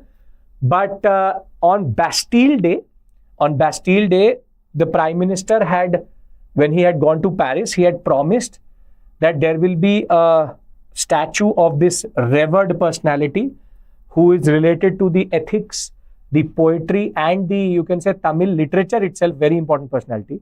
His Thirukul is multiple times nowadays. The finance minister has stopped doing it, but the finance minister used to quote him in the chapters of the budget also. And that way shows a little bit of, you can say, good relationship between India and France. But over and above that, it also is a very important, you can say, acceptance of his cultural identity and his, you can say, literary merits and what he actually wanted to argue about. So this has been established in Cergy, France, and this statue is now testament to the relationship between India and France vis-a-vis soft power and cultural identities. But now you should know who this personality is. Thiruvalluvar, or also known as Valluvar, is a very important personality because he wrote a text called Thirukkurul. This is a couplet book which tells you about ethics, political and economic subjects along with love. If you will look at the Thirukkural, you will find 133 sections, 10 couplets, in which virtue, what should be your virtuous understanding, government and society, and the love aspect is talked about. A very important, you can say, part of the Sangam literature, a very important section of the Sangam literature, and the what we call as the understanding of ethics and virtues, what he talked about within Sangam literature, very important. And his, you can say, history is not very well known, but his contribution to Tamil literature is very well known. So his impact in ethics, social dynamics, politics, economics, philosophy is very well known. The connection with France is that his writings were recently being, you can say, translated into French and were very well received in France. So there is a certain, you can say, connection between France and India over his understandings. And there was a very big diasporic community of Tamilians who were also talking about this and asking for it. So when the Prime Minister went to France for the Bastille Day, it in turn led to this very, you can say, peculiar concept wherein his statue was proposed and accepted also and created also. So for you, for the examination, you don't have to know these minor details, but you should know his name, his text, what is the thematic, and I hope that much you understand. Don't have to go into the couplets, this, that. Do you understand the basics here? Which is personality, his, you can say, literature, and the Cergy connection of France. After a very long time asking you, are we all on the same page? Okay. So now answer me this question. I'm also checking your world history here. Consider the following statement. The Bastille Day represents the moment when Napoleon became the Emperor of France after the French Revolution. Thirukural is a compilation of couplets addressing ethics, politics, and economic subjects and love. Come on, tell me what is the answer to this question. The poll should be in front of you.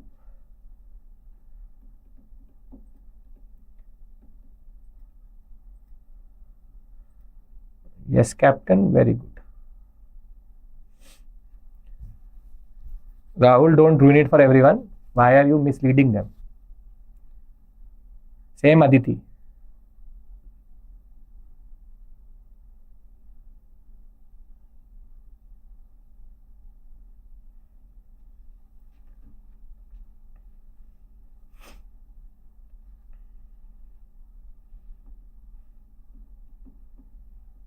Let them decide it for themselves.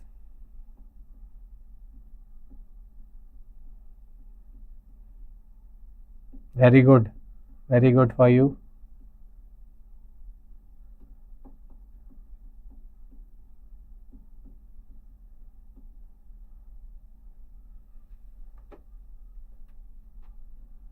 Next topic is GI tags. Very important for us. Okay.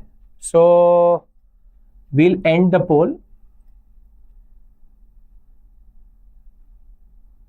A 51% of you totally correct. This is the incorrect statement. 18, 16, 13.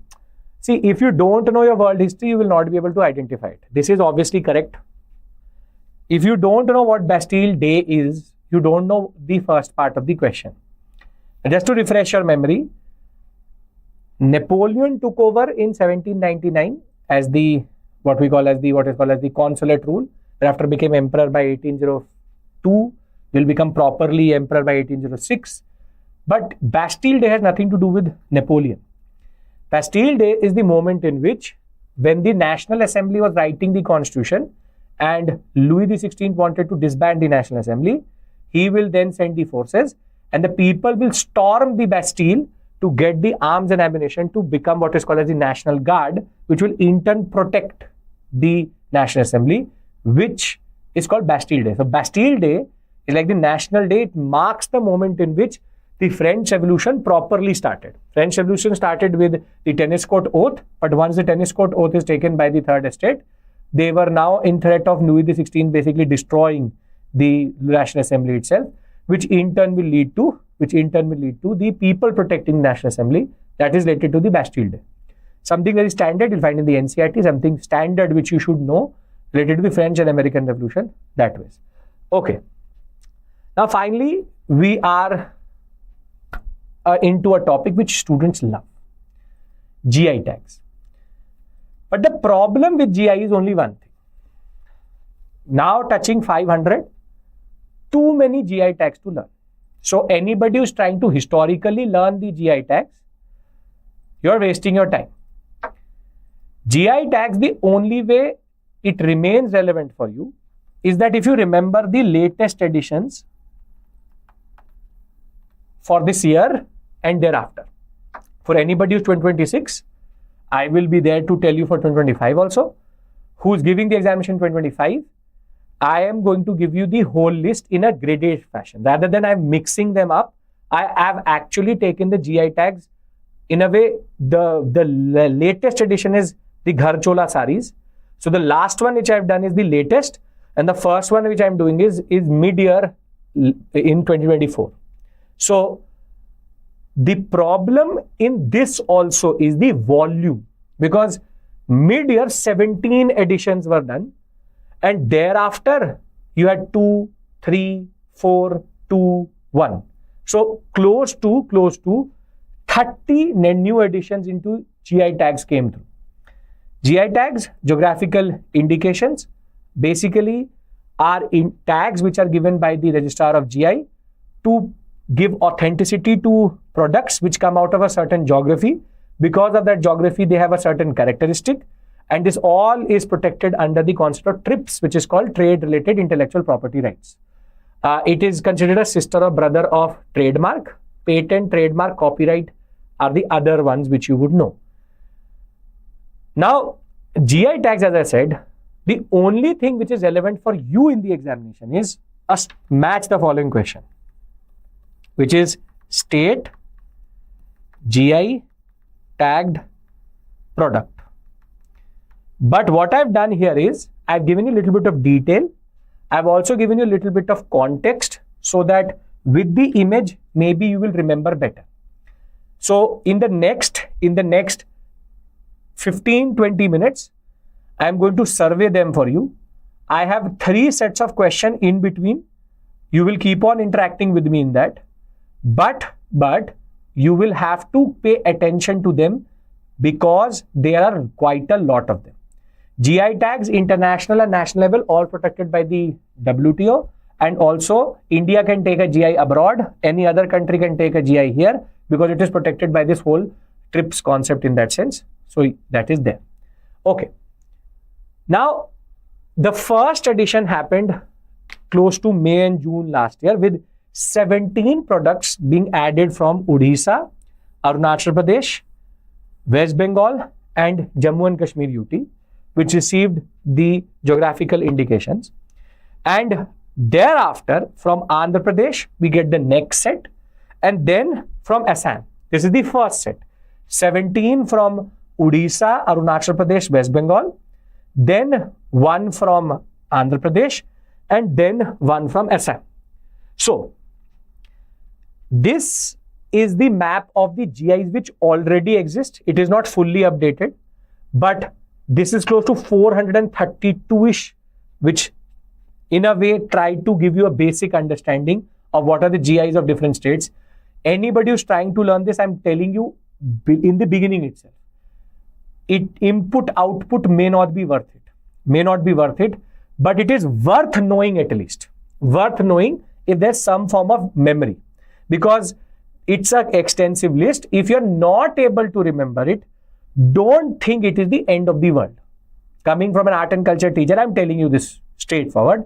If you're not able to remember it, don't think that you should become underconfident or you should become demotivated that I don't remember all GIs. That one question, if it comes to you, it comes to you. If it doesn't. But you and me, at least, should be in a position to also identify if we can. If we can, yes, we can. Okay. So what were the tags, which I hope you all understand this point. I'm not discouraging you from learning this, but I am telling you that please don't judge your preparation according to the GI and the chronology of edition. Chronology itself, Sushant, you can never learn. You can't learn the whole list itself. How will you learn the different GI tags itself? 432, it makes no sense whatsoever. Okay. So the Odisha ones are the Kabda Gand, what we call as shawl, which is produced by a specific PVTG or particularly vulnerable tribal group from Odisha, which is called the Dogriya Kond tribe. And this you would have seen in your life somewhere for sure. But basically, this is a textile which is produced by the what we call as tribe in order to protect their identity, but they also wear it. So you have what you can actually do is you can create acronyms. For example, CAP UDI. This is the only way, because you need a trick to learn it also. That is the only way. Thereafter, from Odisha, from another particularly vulnerable tribal group, you have the Langia Sora community, which produces what is called the Langia Sora paintings. They look like the petroglyphs or the old, you can say, cave painting type understanding. That way it is done on mud walls with crimson red background and white color. Very iconic. Anybody who remembers what this looks like, one more GI tagged painting tradition. Come on. Very similar tradition coming from Maharashtra. What is that body? What is that form of painting? You should know it. Langia Sora painting looks like one more tradition which comes from Maharashtra.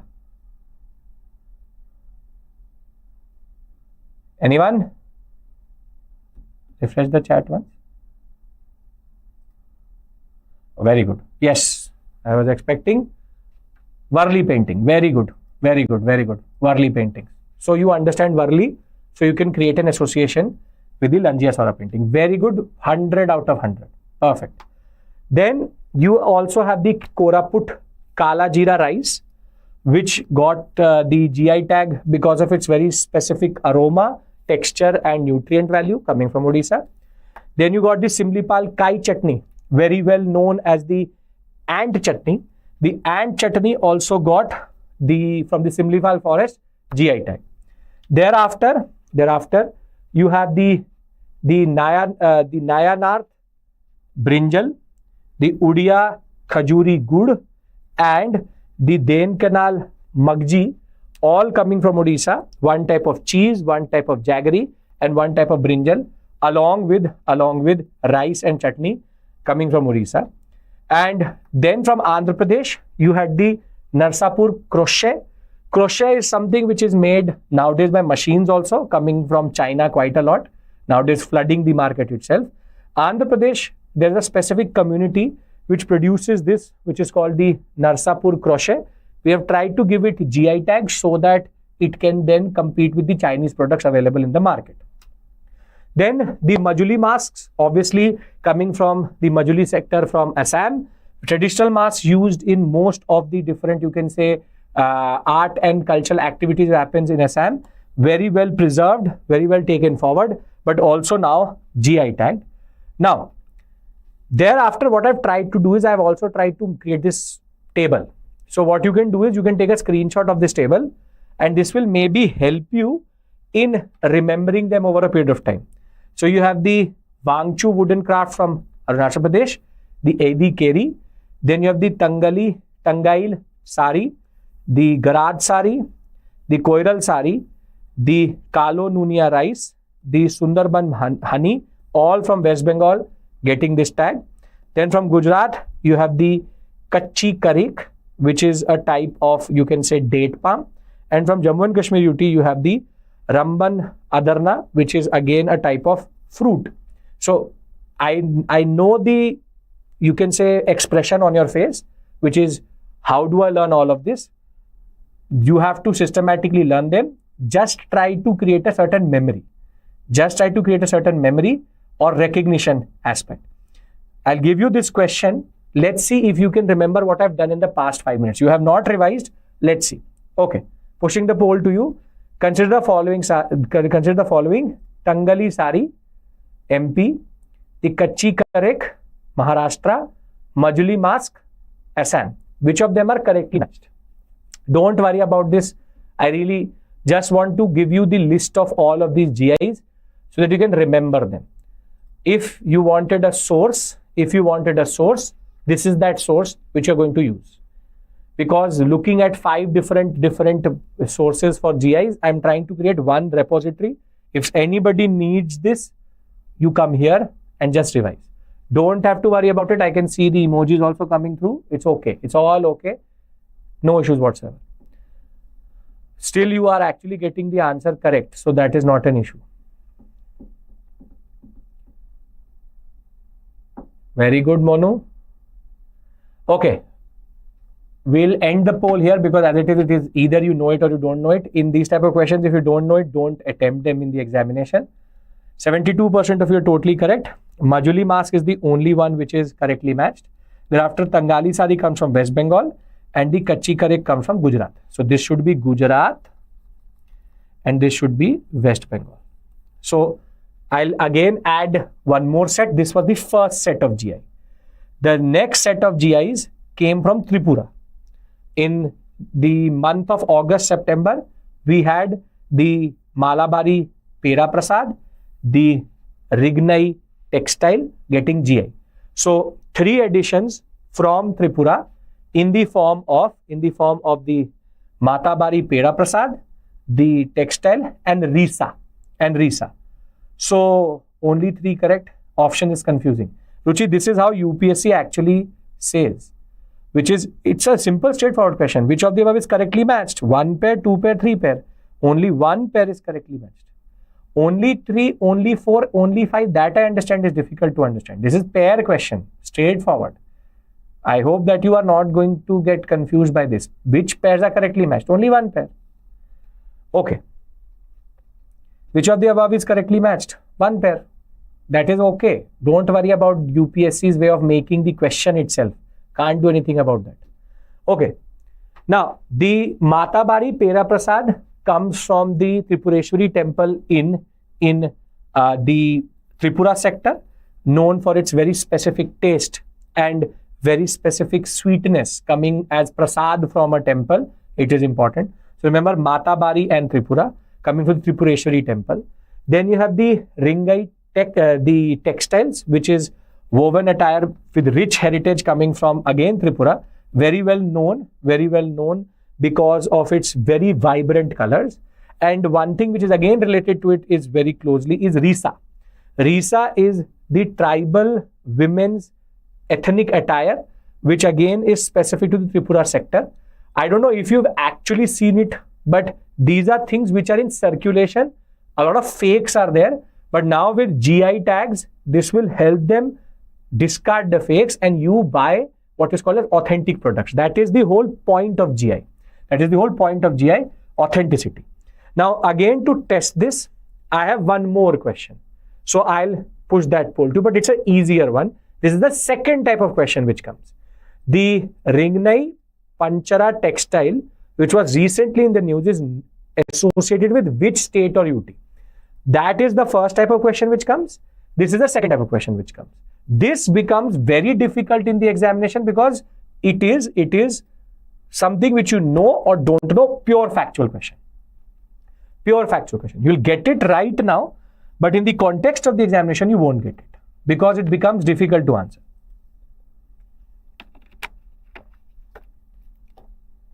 Okay.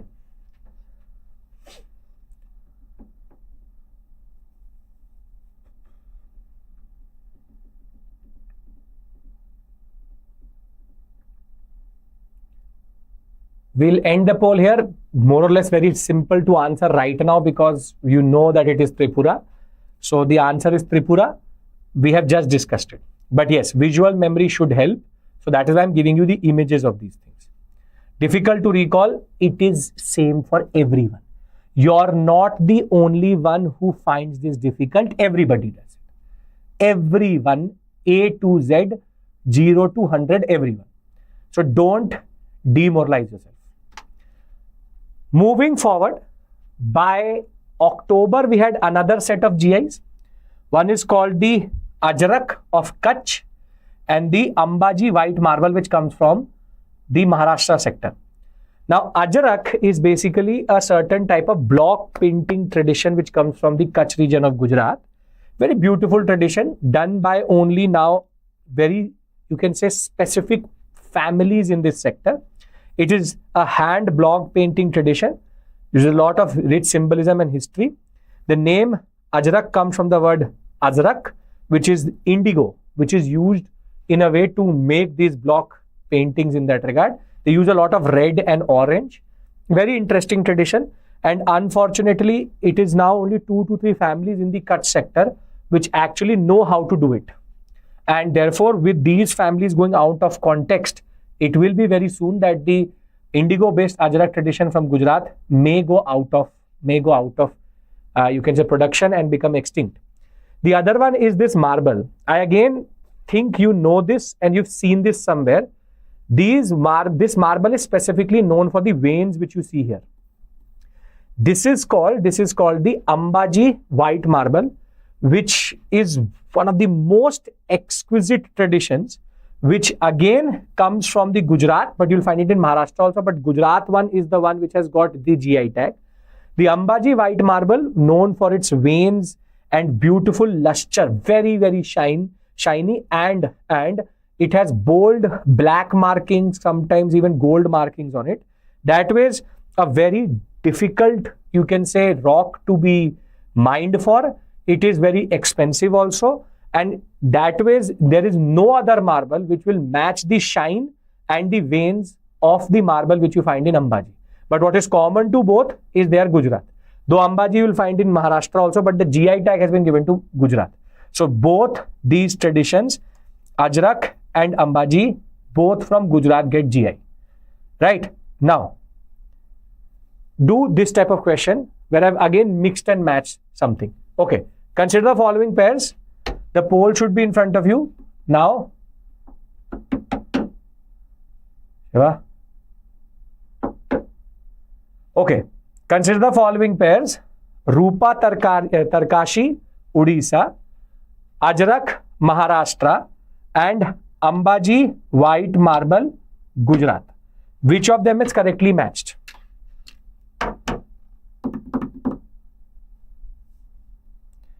Come on, everybody. Just give me the answer in the chat box.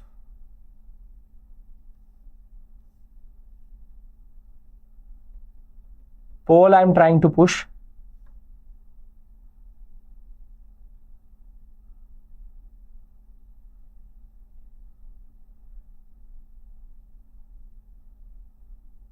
You give me the answer, most of you.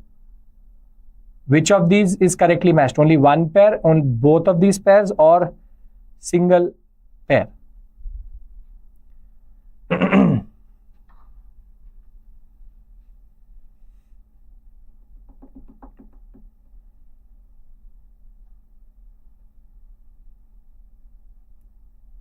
I'm pushing the poll also. Let's see. A lot of you are saying one pair. Let's try to see the spread.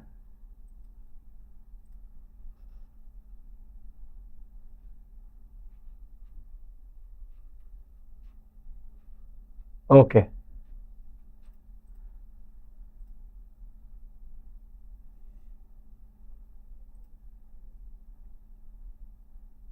Nothing wrong. Okay.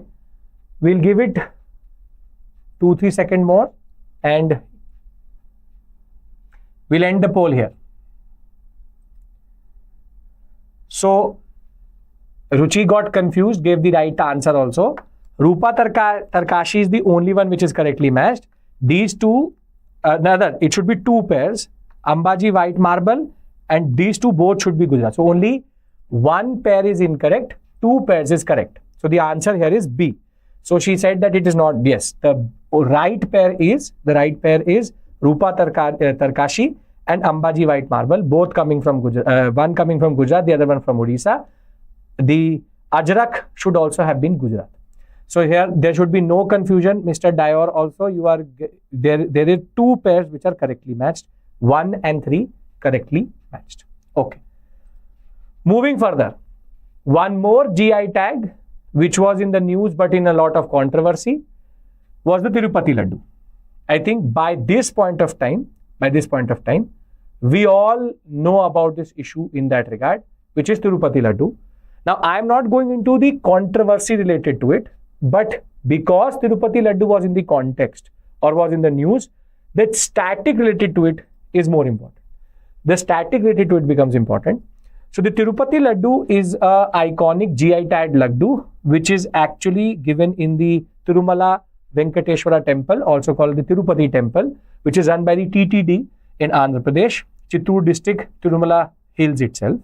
And what now becomes important is to know what is the history of this temple and then what is the story of this Laddu. So, when we talk about the temple itself, though the original temple is quite old, but it is the Pallavas who basically started to develop the Tirupati temple, and the original structure was added by the Pallavas. Thereafter, the Cholas started to patronize Lord Venkateshwara, but Cholas were mostly Shaivites and he's an incarnation of Lord Vishnu. Therefore, there was though patronage but not very well established. But it is actually the Vijayanagara Empire which contributed a lot, created the structures which we see today, and the religious landscape of this sector was established properly by Vijayanagara Empire. Thereafter, one of the most famous saints of Advait philosophy, which is Ramanuja, in 12th century visited this temple, and thereafter it has a very peculiar tradition that the donation of hair is one of the most interesting form of donations which you can give to the Lord. And Tirupati Laddu is a GI tagged prasad which comes from the Venkateshwara temple itself.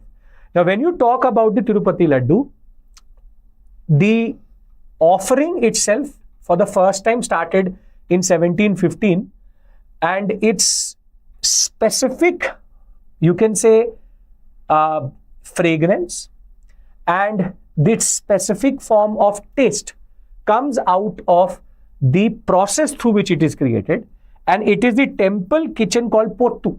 This you should know. This terminology can come in the examination, which is pottu is the temple kitchen which basically produces this laddu, and its fragrance, its taste comes from its specific recipe, which is only been changed for the past 6 times, and that is where this specific configuration of laddu is the 6th rendition of the same. And thereafter, what has happened is that recently it went into a lot of controversy because of the fact that there was the issue of the AR dairy and the ghee which was being used. I will not go into that section, but the idea is you should know GI tag, Pottu, Lord Venkateshwara temple and its history, and why is it considered so important. So are we on the same? I'll not go into the controversy, ghee conflict, everybody knows. Now Nandini dairy is actually giving this temple the ghee through which it will be made. AR Dairies was the one which went into a lot of controversy because of animal fat being added to the ghee which they were getting at a very cheap price, something which should not have been done, but that is where it is what it is. Okay, so now for the examination, I'll give you a very peculiar type of question, because in the examination, it will totally put you off. There can be a standard question on GI. This is the question. I'm pushing the poll to you, which is the term Pottu, which was recently in the news, is related to Sangam period inscription found in Tamil Nadu, the kitchen of Tirumala temple, the ritualistic song coming from Rameshwaram, or is it port city? This type of question comes with regards to South Indian history. There are multiple times we have seen these type of questions coming through where they're asking you terminology based questions. So I hope that you will again be able to identify these type of questions and you will be able to do that, right? So in the examination, Pottu can totally push you out, but was in the news left, right and center. Dr. Sri Lakshmi, you tell me the answer. Which is first, the Pallavas or the Vijayanagara Empire? Vijayanagara comes first or the Pallavas come first? The Pallavas. So anywhere if it says when was the first construction is Pallavas. If it says the current rendition or the current construction, then it is going to be Vijayanagara Empire, right? So I hope we'll end the poll here. Everybody understand what is Pottu? That is the question itself. Pottu is the kitchen of the Tirumala Tirupati Devasthanam Trust, which produces this laddu, which has a GI tag. Basically, for the first time, the geography itself is not tagged as GI. It is the kitchen in which it is produced is actually GI tagged. That is why I'm having this discussion with you. It's a very specific thing which got a GI tag. The way it was created, the recipe it was created. Okay. Now, moving on to the other set of, you can say, GI tags, which was coming after the Tirupati Laddu controversy. Then there are 2 more, which is Thanjavur Veena and then the Kharchola saris. So, the Thanjavur Veena has a very interesting peculiarity. We are on the same page. 2 more and then we'll enter a next set of, you can say, issues. We are more or less halfway mark as of right now. GI tags is the biggest set out of this because a lot of new additions happened. Are we on the same page here?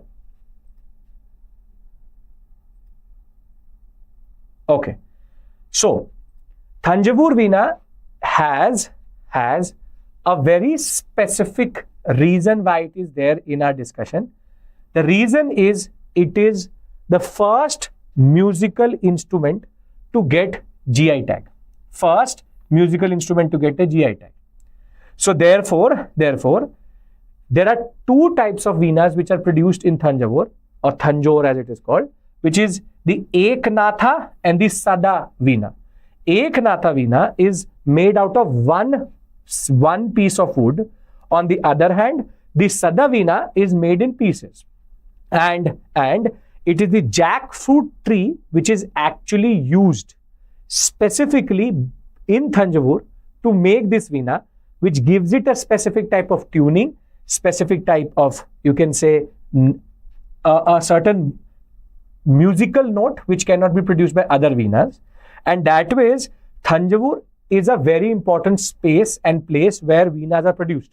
But there are not 1 type of Veenas, there are 4 types of Veenas, which again you should know, standard music-based question, art and culture, which is Rudra Veena, the Vichitra Veena, the Saraswati Veena, and the Chitra Veena. Now, I don't know if you've seen it or not, this is the Thanjavur Veena which has got the GI tag, but there are actually 4 types of ones, which is called Vichitra, Saraswati, Rudra, and Chitra. So, if you have 2, it is called Vichitra. Saraswati, when the second one is smaller, and Rudra Veena if the upper construction is different, and the Chitra is again a very interesting type of rendition where the main hull of the Veena becomes very big. Now you would say, sir, how will UPSC ask you a question out of this? This is the way they'll ask you a question, which is, consider the following: Rudra, Vichitra, Saraswati, and Chitra. Which are the types, or which of the above are types of Veenas? Only 1 of them, only 2 of them, only 3 of them, or all of them are types of Veena? Come on, tell me. What is the answer to this question?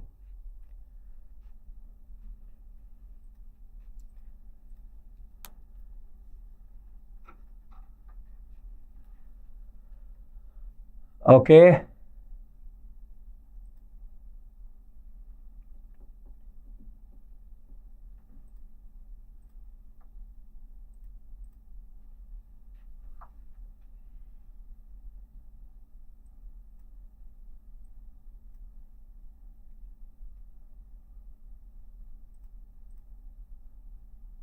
Thanjavur is the place, Ruchi, not the subtype.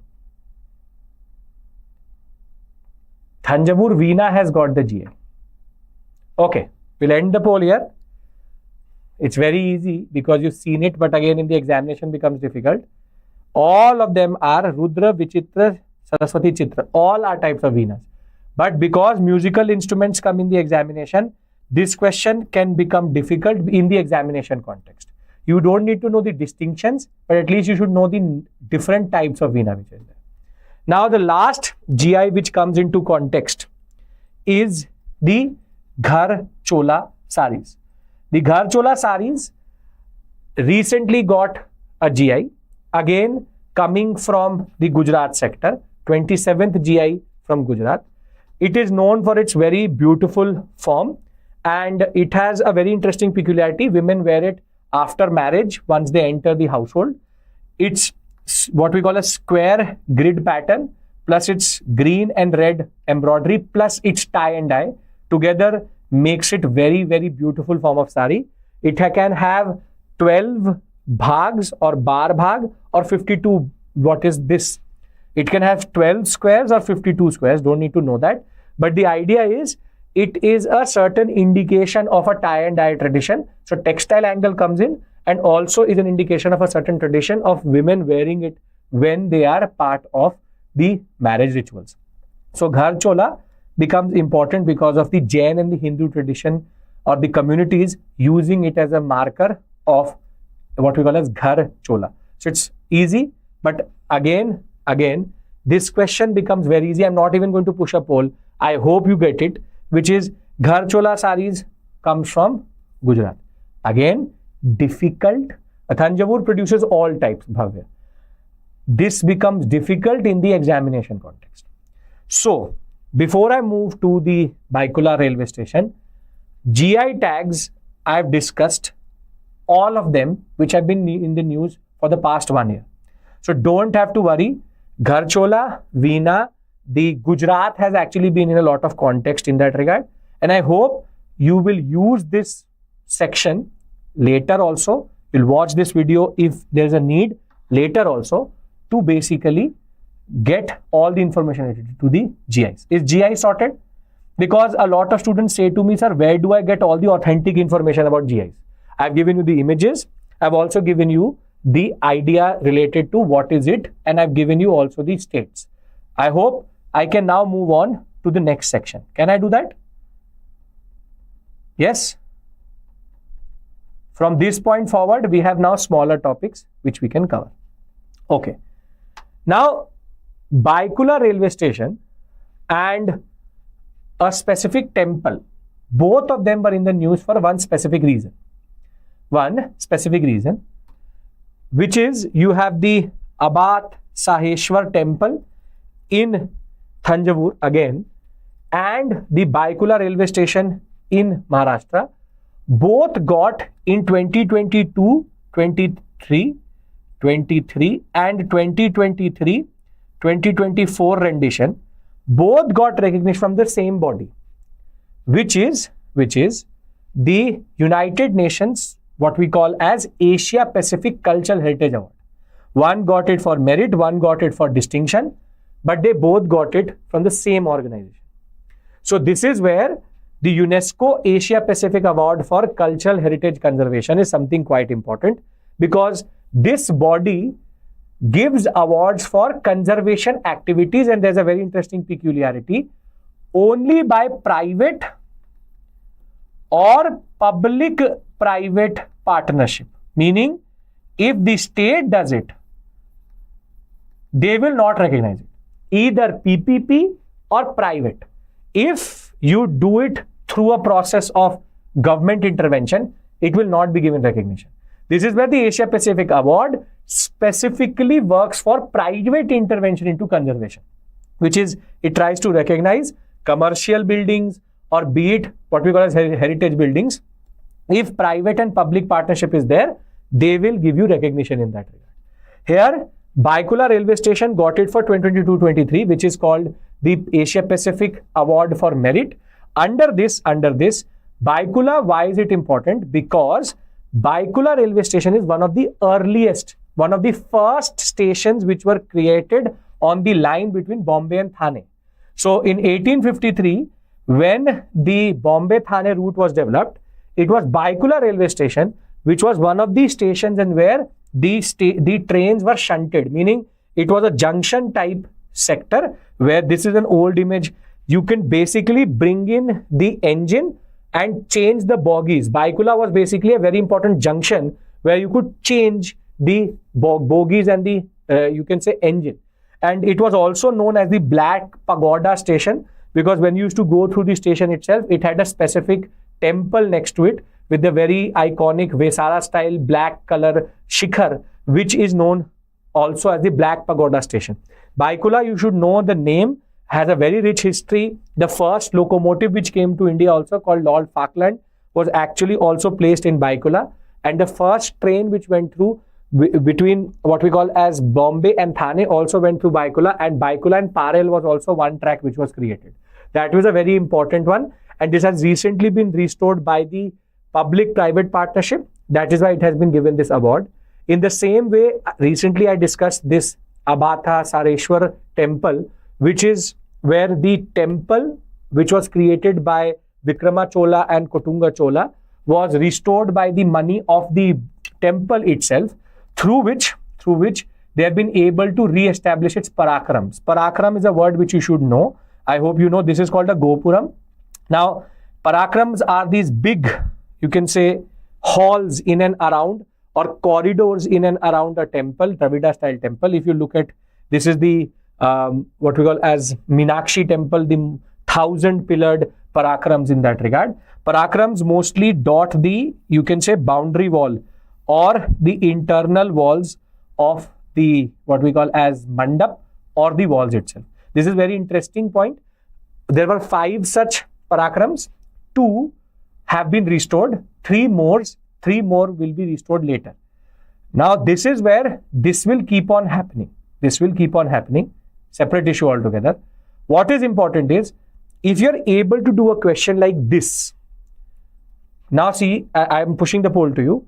UNESCO Asia Pacific Award for Cultural Heritage Conservation recognizes the efforts of government in heritage conservation and restoration. Parakrams are the mandap under which deities are married ceremonially. Which of the statements are correct? Come on. This is an important question, because this is checking the organization also.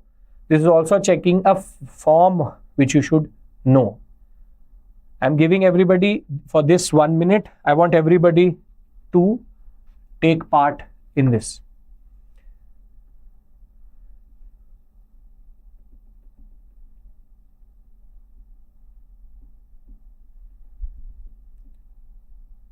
Come on, everybody.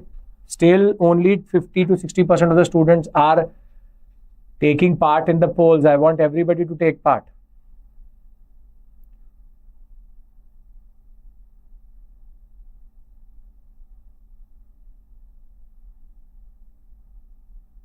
Okay, we'll end the poll here. And we have 45% who are totally correct, which is, this is incorrect, not government. It has to be PPP or it has to be private. And parakrams are not mandaps, they are corridors. This is called Kalyan Mandap. So this is also incorrect. Beautiful. Okay. Now, the next topic is called Chalo India Global Diasporic Campaign. Now, this is a very interesting type of, you can say, campaign, because the name is very, very misleading. Extremely misleading. I'll tell you why.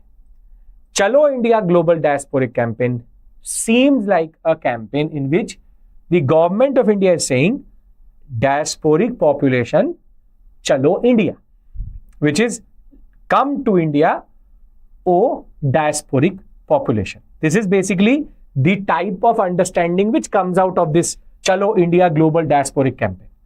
But this is a totally different type of campaign. Very good chance to mess it up in the examination. Why? Because what the Prime Minister urged through this campaign was that Indians should encourage their foreign friends in whichever country they are in. They should encourage at least 5 of their foreigner friends to come to India. So it is not Chalo India for the diasporic population. It is Chalo India that with 3 crore overseas Indians, if at least 5 non-Indian friends are encouraged to come to India, it is a push to the tourism of India. That is the basic idea. So it is not for the diasporic population. It is for the diasporic population to talk about India to its non-Indian friends and then encourage them to come to India. So it is for the diasporic population to basically help India in its tourism, you can say, sector, and act like living bridges, as it says. Living bridges, as it says. Very straightforward concept. Sometimes do understand that the names are little bit misleading. Little bit misleading in that regard. So let's see a question on this. Consider the following statement with regards to Chalo India campaign. It encourages Indian diasporic community to embrace their roots and visit India on a regular basis. The government of India will facilitate the visa processing and accelerate approvals. Which of the statements are correct? Very easy question if you know. If you don't know, it seems to be very, very true. All of these statements look very true. And they may also be true.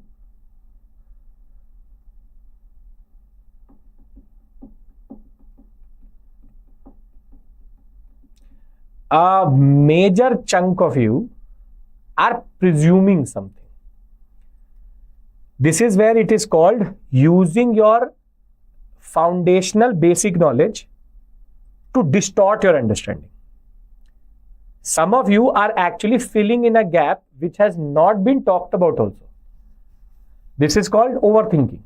You are looking at something and there's an illusion which you have created and you are manifesting itself in the form of this question. I'll end the poll here because I can see that pattern emerge here. Pattern emerge here because 40% of you close to are correct, but this B 32%, when did Government of India say that they will give you visa and accelerate approvals? Did I talk about it? Did the Prime Minister talk about it? Did Chalo India campaign talk about it? You are basically filling in a gap which has not been talked about. This is incorrect statement, this is incorrect statement. What you've done is, you have now used your basic knowledge, soft power. So therefore, because soft power, they have to in a way push the tourism sector. If they will not give the visa very quickly, then how will they get tourism? Therefore, second was presumed in your mind. Government, the only government what they want is, tell your friend go to India. That's it. Nothing further. No quick visa, no accelerated approvals, only aao, chalo India. Nothing. This is called overthinking. Simple, straightforward question. You have now complicated it because you filled in a blank which was not even talked about. I hope you are able to identify where you presumed. Don't ever do that in the examination. Never ever. This is basically a disease which can make you overthink even basic things which you know. They are only asking. Uske baad, they don't care. Okay. Now, there's a certain site which is important. It is called Phanigiri in Telangana, which was again in the news. I'm doing this topic because of two reasons. One, because Phanigiri is a very important Buddhist site, and also because the coins which have been found with regards to a certain dynasty which nobody really talks about. The Ishwakus, as they're called, post Satvahana and just before the Pallavas take over. It's a very interesting set of concepts. So therefore, Telangana Heritage Department has found 3,730 lead coins which are in Phanigiri. Phanigiri is a very renowned Buddhist place. Very well known Mahas Chaitya has been found. It is having a stupa, an octagonal stupa, an octagonal Chaitya. Further, you have terracotta beads, proper Buddhist site. Very well known in Telangana, with even Amravati school of architecture based understanding and sculptures also be found. But why am I having this discussion with you is because the excavation has given you a period which nobody really talks about, which is 3rd and 4th century CE Deccan, which is called Ishwaku dynasty. Now, Ishwaku dynasty basically came after the Satavahanas, one of the feudatories of the Satavahanas, Krishna Guntur sector they were in. And the one who started is called Ishwaku itself, King Ishwaku. And they ruled in this section. Their history is mostly known through coins and through inscriptional history. They were very well known for their Buddhist imagery, Buddhist patronage. That is why we find a hoard of coins, most probably given by the king to the Phanigiri Buddhist monasteries and Chaityas. And thereafter, they will be succeeded by the Pallavas. Please do understand one thing. These are dynasties which are sprinkled around in the examination. So never get confused now by Ishwakus. Where they fit in the larger story is post-Satvana, pre-Pallava. So you should be able to identify in the examination if there is any form of distortion. Not a medieval, not an ancient, early medieval dynasty called the Ishwakus. Now, why am I doing this question or this topic with you is because of this question. Consider the following regarding Phanigiri. The site is strategically located on intersection of three main routes of the Uttar Path. It is a cultural zone primarily dedicated to the Buddhist iconography and artifacts. An optional syllabus will cover. Well, it will be covered by, you are already a student, so it will be covered by the end of this month, February first week. We had a conversation. I know that. I don't know how to read your name, but yeah. Okay. Come on, everybody is going to answer.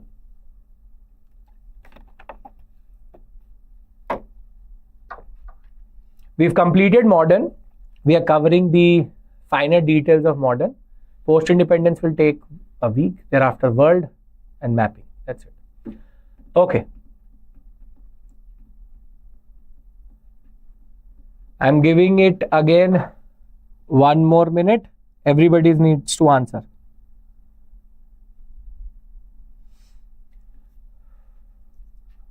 We'll end the poll here.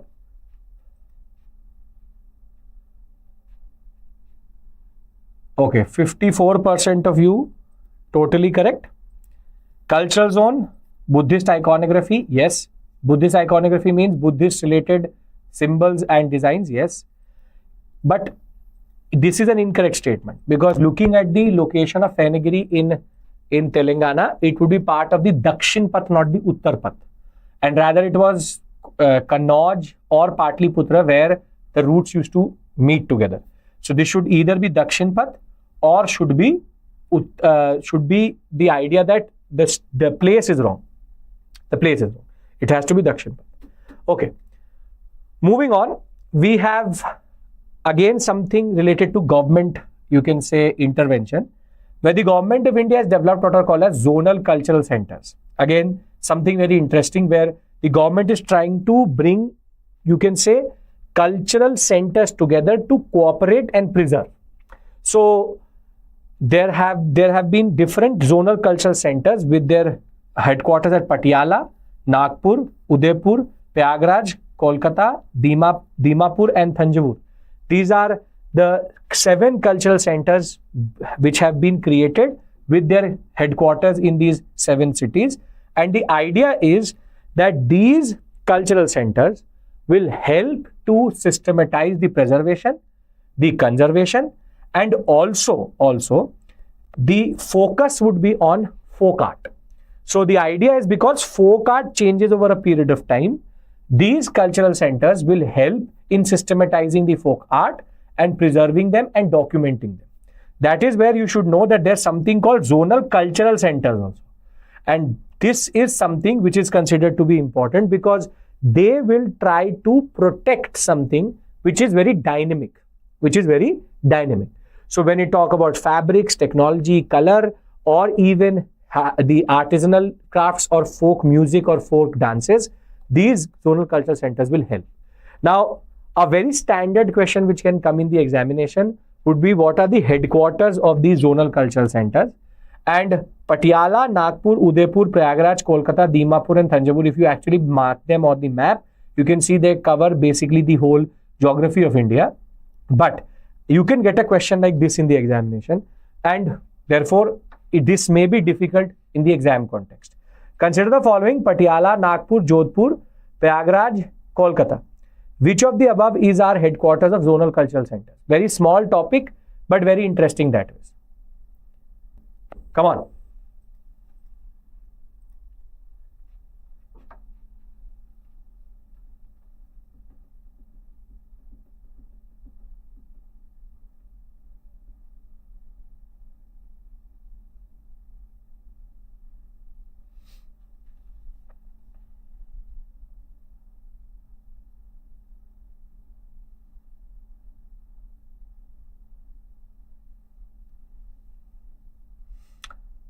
Well, thank you so much for that, Afreen. Hope to see you in class very soon for history optional. Okay, we'll end the poll here.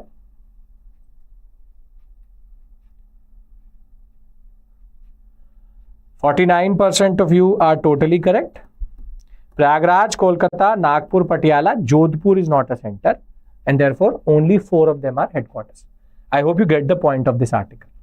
Okay, moving further. Now, this is very significant and very, very important. World craft city concept. Now, in India, we already had 3 craft cities: Jaipur, Mahabalipuram or Mamalapuram, and Mysore. And the most recent edition is of Srinagar. Now, what becomes important is who gives this craft city tag, and thereafter, why is it been given to Srinagar? So, the World Crafts Council actually, which is a non-profit international with no lucrative purpose, it's an NGO wherein a very important personality related to CCI is related, Craft Council of India. Srimati Kamala Devi Chattopadhyay, a very important freedom fighter, Quit India movement, and also a very important personality who created CCI in India, Craft Council of India. Together they created this body in 1964, and this body, what it does, it tries to, you can say, identify craft cities which need recognition and protection. There is 4-year terms of presidency of different areas and organizations and different zones.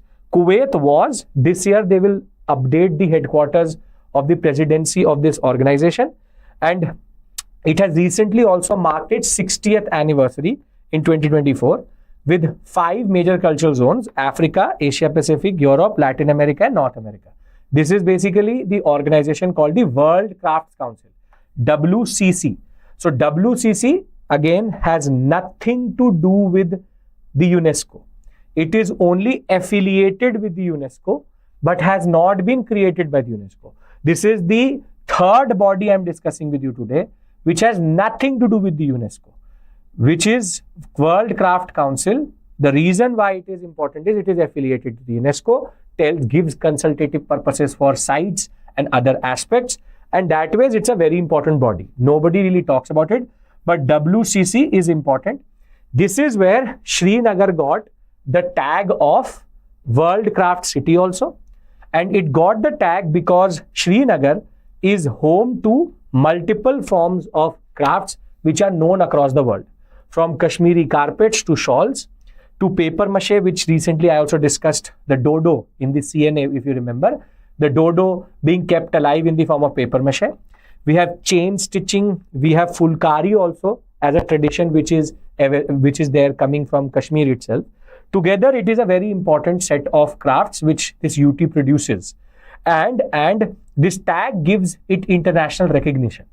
Now, we already have Jaipur, Mamlapuram and Mysore as a craft city. What you need to remember here is WCC, the cities which are already there, and what this organization actually does. So, the other GI tagged, you can say, what we call as crafts coming out of Kashmir and Jammu and Kashmir UT. I've also given you a list of this. So you can just take a screenshot of this or note these down. It will help you in the examination further. Because it is a world craft city, other crafts from the same UT become very important. And now you can get questions which can sprinkle these things in and around it. So you can get a question something like this. I'm going to push a poll to you. Yes, ICOMOS World Fund and this one. Consider the following: chain stitch, the Mukshbudhi rice and the Majuli mask. Which of the above is associated with the UT of Jammu and Kashmir? Come on, everybody.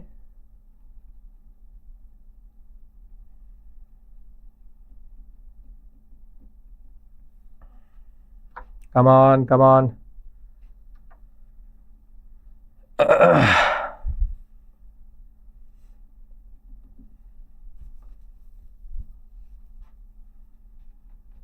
After this, only 2 topics are big, then smaller topics. So just hang around, we'll cover everything. One big topic which is left after this is called Memory of the World Register, and thereafter we have something related to Nalanda University. Then we have very small topics thereafter coming through. So I'll try to wrap up this session by 10:15ish, if that works for everyone. Okay, we'll end the poll here. So here 43% of you are actually incorrect. 37% of you actually paid attention. These 2 are actually related to the UT of Jammu and Kashmir. It is not, Majli Mas obviously is Assam. You see, Muktbudi rice, and chain stitch. 2. See, in the same session, it becomes difficult because the list is quite long. So sometimes these are questions which make the process difficult in the examination. Okay, I have one more question for you. I'm going to push the poll to you. It is related to the World Craft Council. So you are going to answer this also. Consider the following statement with reference to World Craft Council International.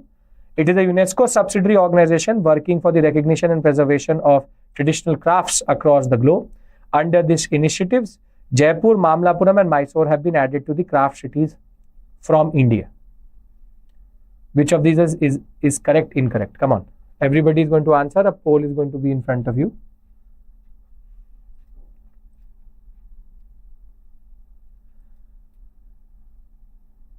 Pay attention. A lot of you are answering a specific question, but you are forgetting the context in which that question has been asked.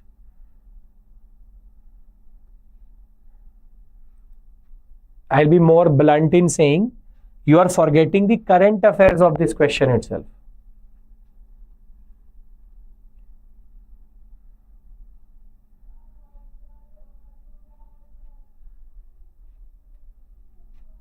There are two ways to look at this question.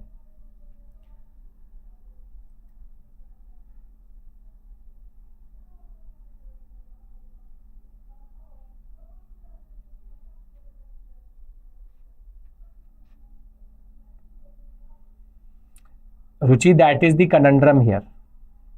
With what intention has the examiner made this question? Because I'll end the poll here because I want to discuss this aspect. See, everybody is answering B. I know B is looking to be the correct option. This is obviously incorrect because it is not a subsidiary of the UNESCO. The problem is now looking at the second statement. See, under its initiatives, Jaipur, Mamlapuram, Mysore have been added as craft cities from India. Now, this statement is outrightly incorrect if we take into the account that now Srinagar should also be part of it. But if you look at it from a different perspective, because it was, now the point is when this question was going to be asked from you, this becomes incorrect. The answer becomes none because by the time they will ask you this question, Srinagar would have already been added. So therefore, there are 4 cities from India which are under craft council, craft cities, not 3. So therefore, you are now basically trying to figure out, or you are basically overthinking here that what should I do? If Srinagar is a part of it, this is where, but it says only under its initiative, Jaipur, Mamlapuram and Mysore have been added as craft cities from India. Where does it say only? Where does it say only? So it doesn't say only. It should be under its initiative, Jaipur, Mamlapuram, Srinagar and Mysore have been added as craft cities from India. So this point is because when you're, as I said, this is where objectively 2 looks correct. Objectively looks correct. But when you will be asked this question, Srinagar should be in it. So I give you the benefit of doubt here. But by the time this question is asked, you should be looking for Srinagar also in this list. As of right now, okay. But in the examination, Srinagar, if it is not given, it's an incorrect statement. Get my point? Right? You are correct also, incorrect also. It is how I, as an examiner, have made this question. Okay. Now, the next important topic is called the UNESCO Memory of World Register. Very interesting concept. So in the world, there are multiple inscriptions, there are multiple, you can say, oral histories, manuscripts, which are important. But as you and me are very, you can say, young generations, and maybe we don't read those texts. We don't have access to these texts. And as a generation, because of globalization, we can forget our texts. This is where there's an organization which has recently, under UNESCO itself, this is the first proper UNESCO organization I'm talking about, Memory of the World Register, Asia Pacific Regional Register, in which Ramcharitramanas, Panchtantra and the Lokana have been added. 3 texts from India have been added. And this was done in a process of protecting, it. Now, what is Memory of the World Register, MOW? Which is, this organization is creates an international strategy to safeguard, protect, facilitate the different texts which are in circulation. UNESCO launched this initiative in 1992, and it tries to archive important texts and manuscripts which are available across the world, have historically been important but have become useless today, which is either people don't remember them, either people don't want to remember them, or people have forgotten about them. This is where the register tries to protect the historical, cultural, intellectual value, documents, manuscripts, and inscriptions. Close to 494 such registers have been created. And what they do is that once they add a text into it, they also give a logo to it. Meaning, if I have to identify, I'll be able to identify it through a logo. So recently, 3 texts from India have been added to the Memory of the World Register. Very interesting name itself. And the first one is Ramcharitamanas, one of the most celebrated. And what is peculiar about Ramcharitamanas is not just the Tulsidas edition, but also the Arabic rendition of the Ramcharitamanas have been added to this and given a logo. And we all know one of the most celebrated texts which has multiple forms in Cambodia, Thailand, Sri Lanka, and Indonesia. Panchtantra by Vishnu Sharma is also a text which our generation used to read. I don't know if today's generation know about it or not, but the Panchtantra tradition, storytelling in the form of basic morality and ethics are taught to children through basic stories itself. This has also been added, very important fables as they're called. And this is a text which nobody knows about, which is called the Sadra Loka Lokana. This text was written by Kashmiri scholars Acharya Anantavardhan and Abhinav Gupta. Please pay attention to this one because nobody knows about this one. This is actually a text on aesthetics, music, literary criticism, and it talks about how Ras develops in India as an aesthetic concept within art and architecture and literature. Therefore, they try to talk about how the concept of emotion comes out in literature. Very interesting text. Tells us all the forms of ras, the bhav ras, the hasya ras. Quite a lot of things are discussed here. That was a very interesting and important tradition coming from the Jammu and Kashmir UT. Again, remember this because it is important. This, along with the aspect of what is called as Memory of the World Register, these are 2 things which most probably you would not know about, or if you know, you will forget. These are obscure organizations which become very, very important in the examination. So, there's a question for you on this. Consider the following statement with regards to Memory of the World Register. Pushing a poll to you. The program recognizes documentary heritage and awards a logo to identify collections. The register exclusively holds epigraphical evidences and preserves them. Which of the statements are correct? Come on. Very important because of the wording. Pay attention to the wording of the question. Wording is important here.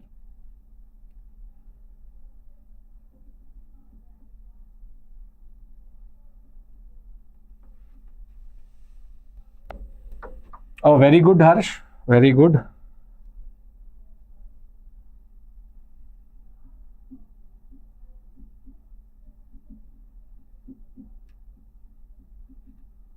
Okay. We'll try to give it one more minute, maybe. Okay. We'll end the poll here. Most of you are on the right track here, which is, yes, 76% of you totally correct. This is correct. Exclusively is wrong here. It should not be exclusively. It should be also, or it should also have documentary. Epigraphical means only inscriptions. So it says exclusively inscriptions. No, it has documentary, manuscripts, everything else related to that also. Very good point. Chalo. Okay.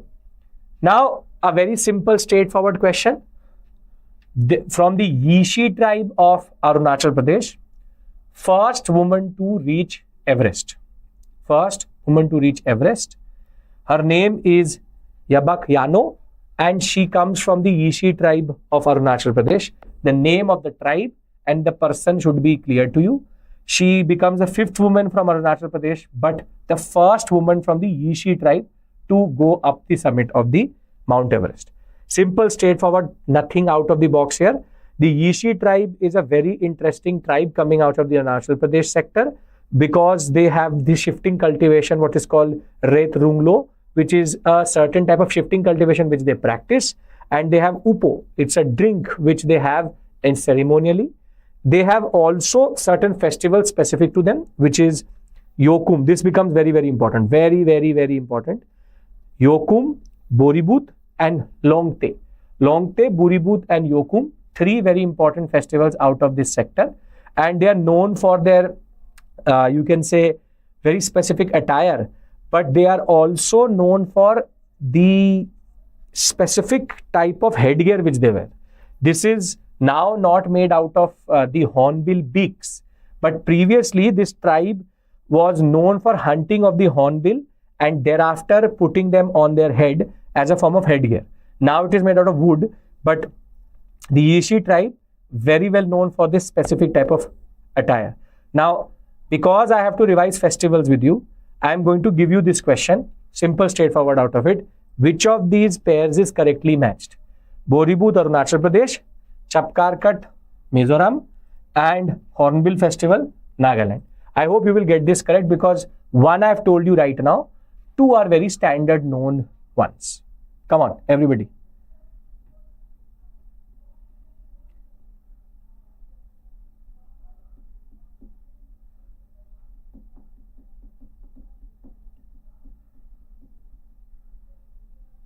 If you are struggling in this question, I'll be very clear in saying that the 2 which you don't know, Boribut I've told you, are very standard festivals which are given in any source and every source. So if you don't know it, then it is problematic. So I'll end the poll here because you are going in the wrong direction. You're going in the wrong direction. All these are correctly matched. All of them. Boribut, Arunachal Pradesh, Chapkarkat, Mizoram, and Hornbill Festival, Nagaland. Standard. You are confusing yourself by bringing Assam and all. The answer here is C, all of them. These are very well-known festivals. Please remember them. This one has already come in the examination also previously. So, please pay attention to these smaller festivals, but important one coming from the northeast. Okay. Then we come to a personality known for his Uluglan uprising.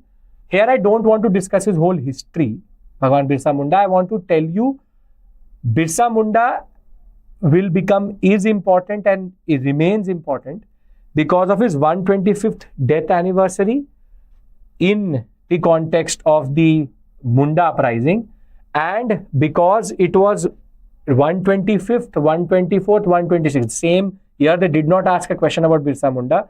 Please pay attention to his history because he, coming from the Chaibasa sector of today Jharkhand, is a very important personality linked to the, you can say, tribal movement before and after, in a way, 1857, very, very important that way.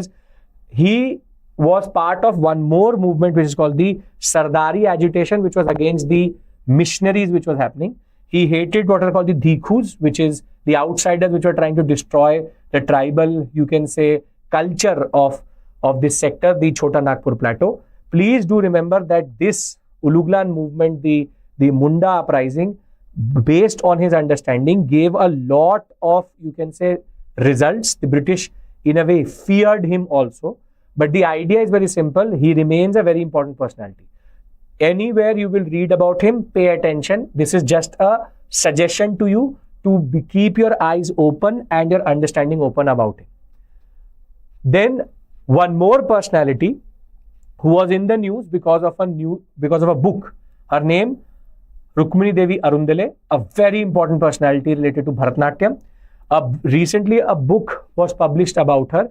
She is considered the icon of Bharatanatyam across the world. She is also the one who made disconnected Bharatanatyam from the Devdasi tradition. There was a proper, you can say, foundation established by her, and played an instrumental role in also what is called as the prevention of cruelty of animal acts. She was the first woman to be nominated to the Raj Sabha in 1952, and she also got the Padma Bhushan and the Sangeet Natak Academy Award. These are basic things which you should know about him. So therefore, please pay attention to these two personalities, Bhagwan Birsa Munda or Lord Birsa Munda and Rukmini Devi Arundale. I am again now trying to basically give you names which may create a certain memory in your mind and may help you in the examination in the larger context of things. Further, something again which is very well known, which is Nalanda University. Nalanda University, Kumar Gupta of the Gupta dynasty is associated with the Nalanda University. You have Huinsang, Itzing. There were 3 Chinese travelers which came to India, Fahian, Huinsang, Itzing. Remember, only Huinsang and Itzing went there. Fahian did not go to Nalanda. Very important, related to the Harshvardhana dynasty, related to the Guptas. Thereafter, in the early medieval period also very well, you can say, preserved.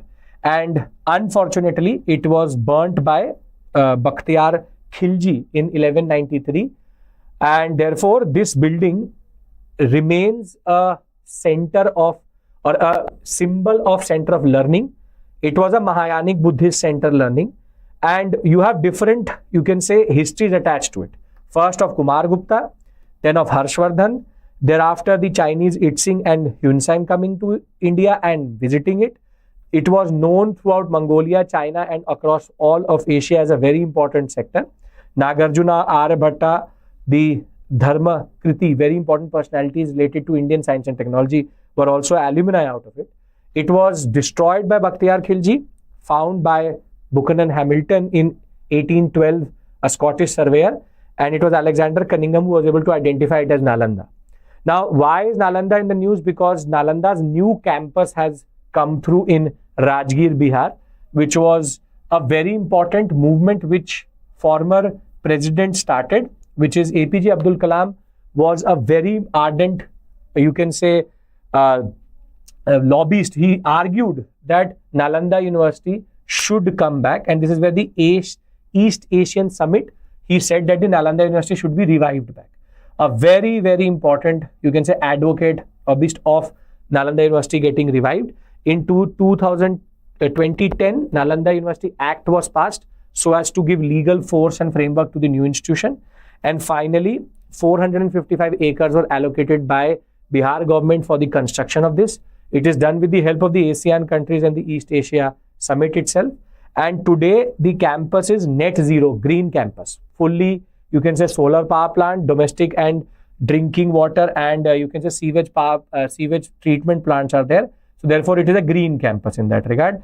Today, Nalanda University is a UNESCO heritage site also, but the university has been revived. Now, why am I having this discussion is because you can get a question like this.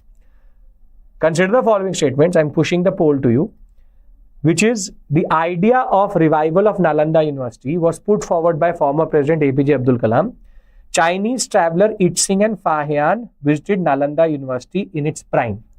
This is where one statement seems to be very obvious, but the second one, if you don't know the peculiarity, you will not be able to answer this question. I hope that you get the point of discussing this question. Yes, he visited the Harshvardhan's court also. Yes.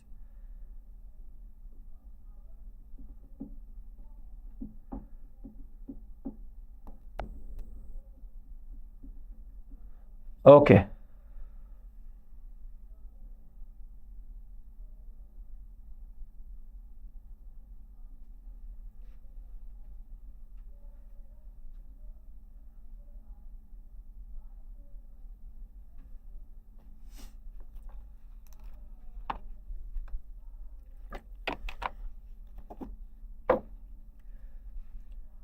Okay, we'll end the poll here.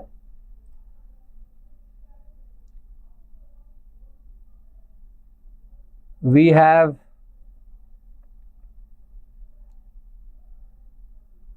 the poll results. Okay, 59% of you totally correct. Yes, Itzing is correct. it should be Huyen Tsang. So Fahian is not the one who came to the Nalanda University. Now, 2 to 3 missions. One is called the National Mission for Cultural Mapping. This one is a very interesting one because this is where the villages are being identified. The villages are being identified. So the Ministry of Culture has recently launched a National Mission for Cultural Mapping, under which they want the villages to themselves tell us what are the cultural heritages which they have. So this one is an important concept because there is a subsidiary concept related to this mission, which is called Mera Gaon, Meri Dharohar web portal. Basically, they are now arguing that every village can identify a certain cultural space which is important to them. So first is, which is the ministry which is associated with it? It is the Cultural Ministry, standard Ministry of Culture, not something which is out of the box. But Meri Gaon, Meri Dharohar becomes important because they are asking the villagers to identify their villages according to 7 areas. Now these 7 areas become very, very, very important, which is in what 7 areas can Meri Gaon, Meri Dharohar villagers identify them, which is art and craft. Pay attention. Art and craft, ecology, scholastic tradition, epics, local and national history, architectural heritage, and therefore these 7 are very, very important areas in which they can be nominating under Meri Gaon, Meri Dharohar. Now what UPSC will do is, UPSC will do this, which is consider the following: art and craft, ecology, epics, architectural heritage. What are recognized under Meri Gaon, Meri Dharohar? I'm not going to push the poll to you here, but if you actually look at this question, in the examination context, it becomes difficult because ecology looks the odd one out. Ecology looks the odd one out, and the argument is all of them are actually the criterias under Meri Gaon, Meri Dharohar. So basically, if you look at it, they look weird. They look weird, but one of them is actually also ecology. This is something which you should note. Moving forward, we have the Vishnupad and the Mahabodhi temple. Both of them are known for one very important thing. Government of India is going to now develop a corridor, and the finance minister has announced in 2020-2024 budget that Vishnupad temple and Mahabodhi temple, both in Gaya, will have a proper corridor like the Kashi Vishwanath and the what we call as Ujjain and other what we call as corridors which have been developed. This is where we have now new additions. Gaya is now going to also be developed. Yes, ecology is there. So basically, Vishnupad temple and Mahabodhi temple now come into context. And this is where Vishnupad temple is a temple which was developed by Queen Ahilyabai Holkar, one of the Maratha queens, in 1787. It is on the banks of a river called Falgu. Very important. River banks are asked in the examination. And this temple is known because it is believed that this is the feet of Vishnupad, meaning Lord Vishnu, wherein Gayasur was a certain demon.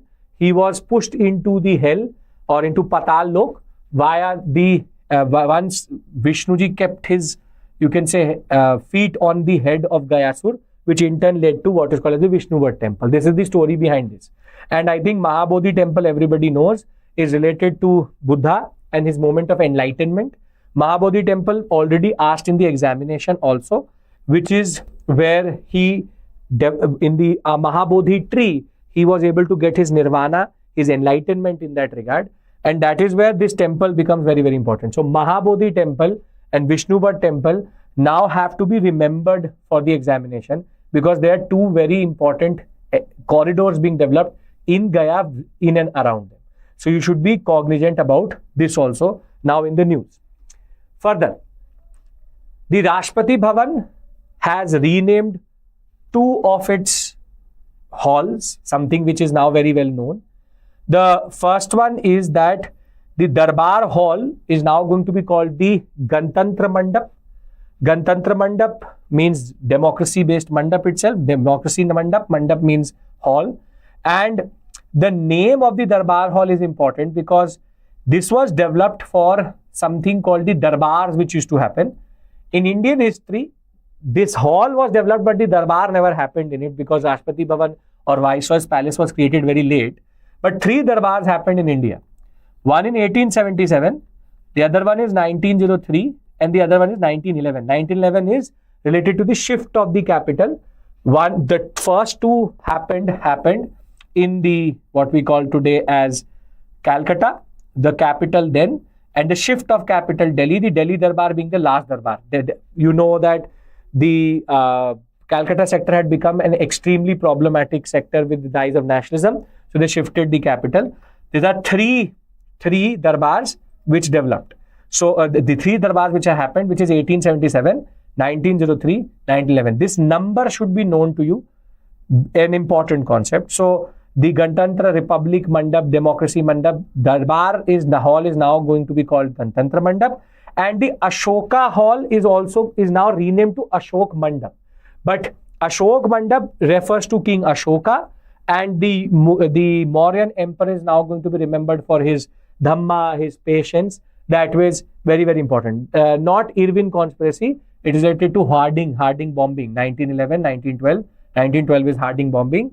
Rash Bihari Bose and Sachin Sanyal related. Not Irwin's assassination, but Harding's assassination. Okay. So, nothing. 2 things. Darbar Hall is Ganatantra Mandap and Ashoka Hall is Ashoka Mandap. Nothing out of the box. UPSC can ask you a question. This is now the Ashoka Hall. Beautiful murals on the, you can say, ceiling. They can ask you a question like this, which is with reference to colonial history, how many darbars were organized by the British? I'm going to push a poll to you. You should know this. You should know this. Very simple, straightforward question. Not the years per se would matter, but you should be able to give a good answer for this if you don't have any idea about it. But now you know the number. Okay. So some of you are going with 5 for some reason. The answer is obviously 3. We'll end the poll. 1877, 1903, 1911. The 3 darbars, please pay attention. 3rd darbar related to revolutionary activities in India, which is the concept of the Harding bombing case, and very significantly led to the CID being formed. Okay. Now, small thing related to again the Rashtrapati Bhavan, which is E-Upahaar Portal. The Rashtrapati Bhavan, the President of India gets a lot of, you can say, presents from different dignitaries. So under E-Upahaar, it is not that you are getting an Upahar. The President of India via the E-Upahaar Portal auctioned off some of these items, some of these what we call as presents, which he or she has received in the past decade or so. So this, the President of India on 25th of July opened this portal via the help of the NIC, and therefore they tried to auction. So I am not dwelling on this topic, but just remember, E-Upahaar Portal is related to the Rashtrapati Bhavan and the, you can say, gifts being auctioned. Gifts which the President received and in turn were auctioned to people so that it could generate money which would go into trusts and allow for children in need. You can say orphanages were given this money through the donation. Standard question, not anything out of the box, but E-Upahaar is again something which can push you out or put you off. Then, Port Blair has been now renamed as Sri Vijayapuram. Again a renaming. Port Blair is actually named after a person called Archibald Blair.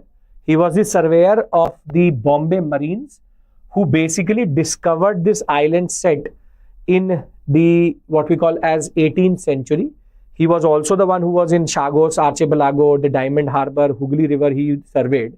But in 1778-79, he was the one who basically who reached to the Andaman Nicobar Islands. The capital of Andaman and Nicobar Islands was called Port Cornwallis.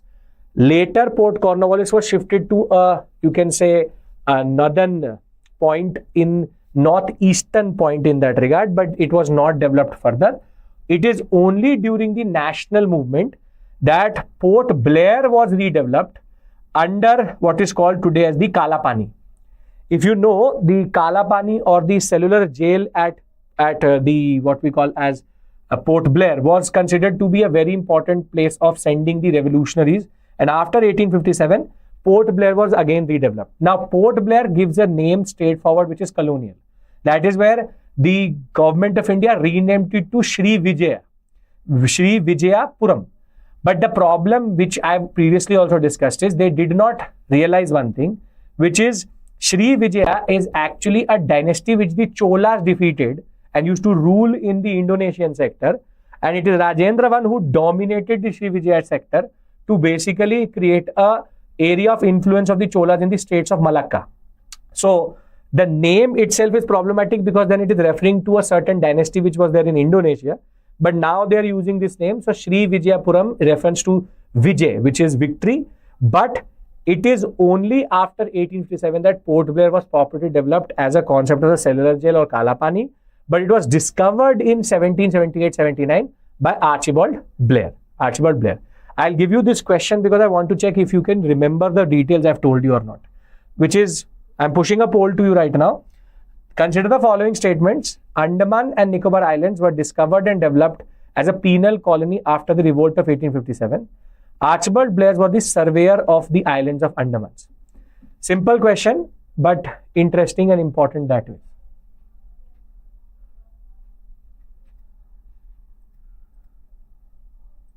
Come on, last 5 to 6 topics left and we should be done for the day. We have now crossed over 3 hours of covering all of the art and culture based understanding for the past 1 year. I hope this is working for you. If you're liking the session, do like, share and subscribe to the channel. Like the video also. Okay. We'll end the poll here. Some of you are reading closely, some of you aren't reading closely. So we have 47% here and 38% here. It says discovered. Discovery of Andaman and Nicobar Islands has nothing to do with 1857. It was developed as a penal colony after 1857, but it was discovered in 1778-79. Yes, Archibald Blair is the one who actually found it. Pay attention. Discovery of Andaman and Nicobar Islands and the redevelopment of it as a penal colony are two very different things. So this is where the answer becomes only B being the correct option. Moving forward, we had the first rendition of what is called as Bharatiya Kala Mahotsav. You should know this because there's a very interesting concept which comes out of it, which is again related to the President of India, which is Rashtrapati Nilayan or Nilayam. The Rashtrapati Bhavan has 2 more, you can say, summer palaces in that regard, under which you have one in Shimla, the other one is obviously Rashtrapati Bhavan in Delhi, but other one in Secunderabad. The reason why we are having this discussion is because the first edition of the Bharatiya Kala Mahotsav happened in Secunderabad and in Hyderabad, Secunderabad, and it is here that the third Nyalam or the residence, 3 presidential retreats are there. Delhi, Shimla and Secunderabad. This is the point you should know. You can say Mahotsav is not important that way, but for the cultural history of India, you should know that the president has 3 spaces or 3 places in India where he or she can reside, which is Shimla, Delhi and Secunderabad, Hyderabad. Moving further, during the BRICS summit in which our Prime Minister visited the, you can say, Kazan sector and he met Putin and the Prime Minister of Iran and Uzbekistan. Again, certain gifts were given by the Prime Minister to these dignitaries. Here, 3 very important gifts are there. First is called the Sohrai paintings. Sohrai paintings come from the Hazaribagh district of Jharkhand. You should know only this much. Jharkhand and Sohrai paintings, important. Further, he gave the mother of pearl shell vase or vase to the Iranian president. This comes out of Maharashtra, very, very important further. Then you have the Varli painting, something which we discussed in the beginning itself. This is coming from Maharashtra, and this was given to the Uzbekistan president. Important that was because now these things become important. The states need to be remembered. Maharashtra, Jharkhand. Nothing more, nothing out of the box here. Further, we had the first Asian Buddhist Summit which happened in India. First Asian Buddhist Summit happened in Delhi, and a Delhi Declaration came through. So do remember, there's a Ministry of Culture Delhi Declaration also, which is called the Delhi Declaration of the First Buddhist Summit. The idea was use Dhamma as a way of bringing the Asian and Buddhist countries together, and using the heritage of Buddha and Buddhism to bring in a more cooperation in that regard. Delhi Declaration, again important. You can get a question like this, that the Delhi Declaration which was in the news is related to which ministry. So here you can easily answer here. No need for a poll. Ministry of Culture. You should know Delhi Declaration. There is something related to Delhi, the Ministry of Culture, and the first what we call as well. The poll is in front of you. 95% of you totally correct. I have already answered this question, but the idea is very simple, that this is where you can get very standard questions which may be difficult in the examination. Moving forward, there is one mission which was in the news again, which is called the National Mission for Manuscripts, NMM. The reason for National Mission for Manuscripts is there. It's a very old mission, but it was under the Ministry of Culture and the Indira Gandhi National Center for Arts.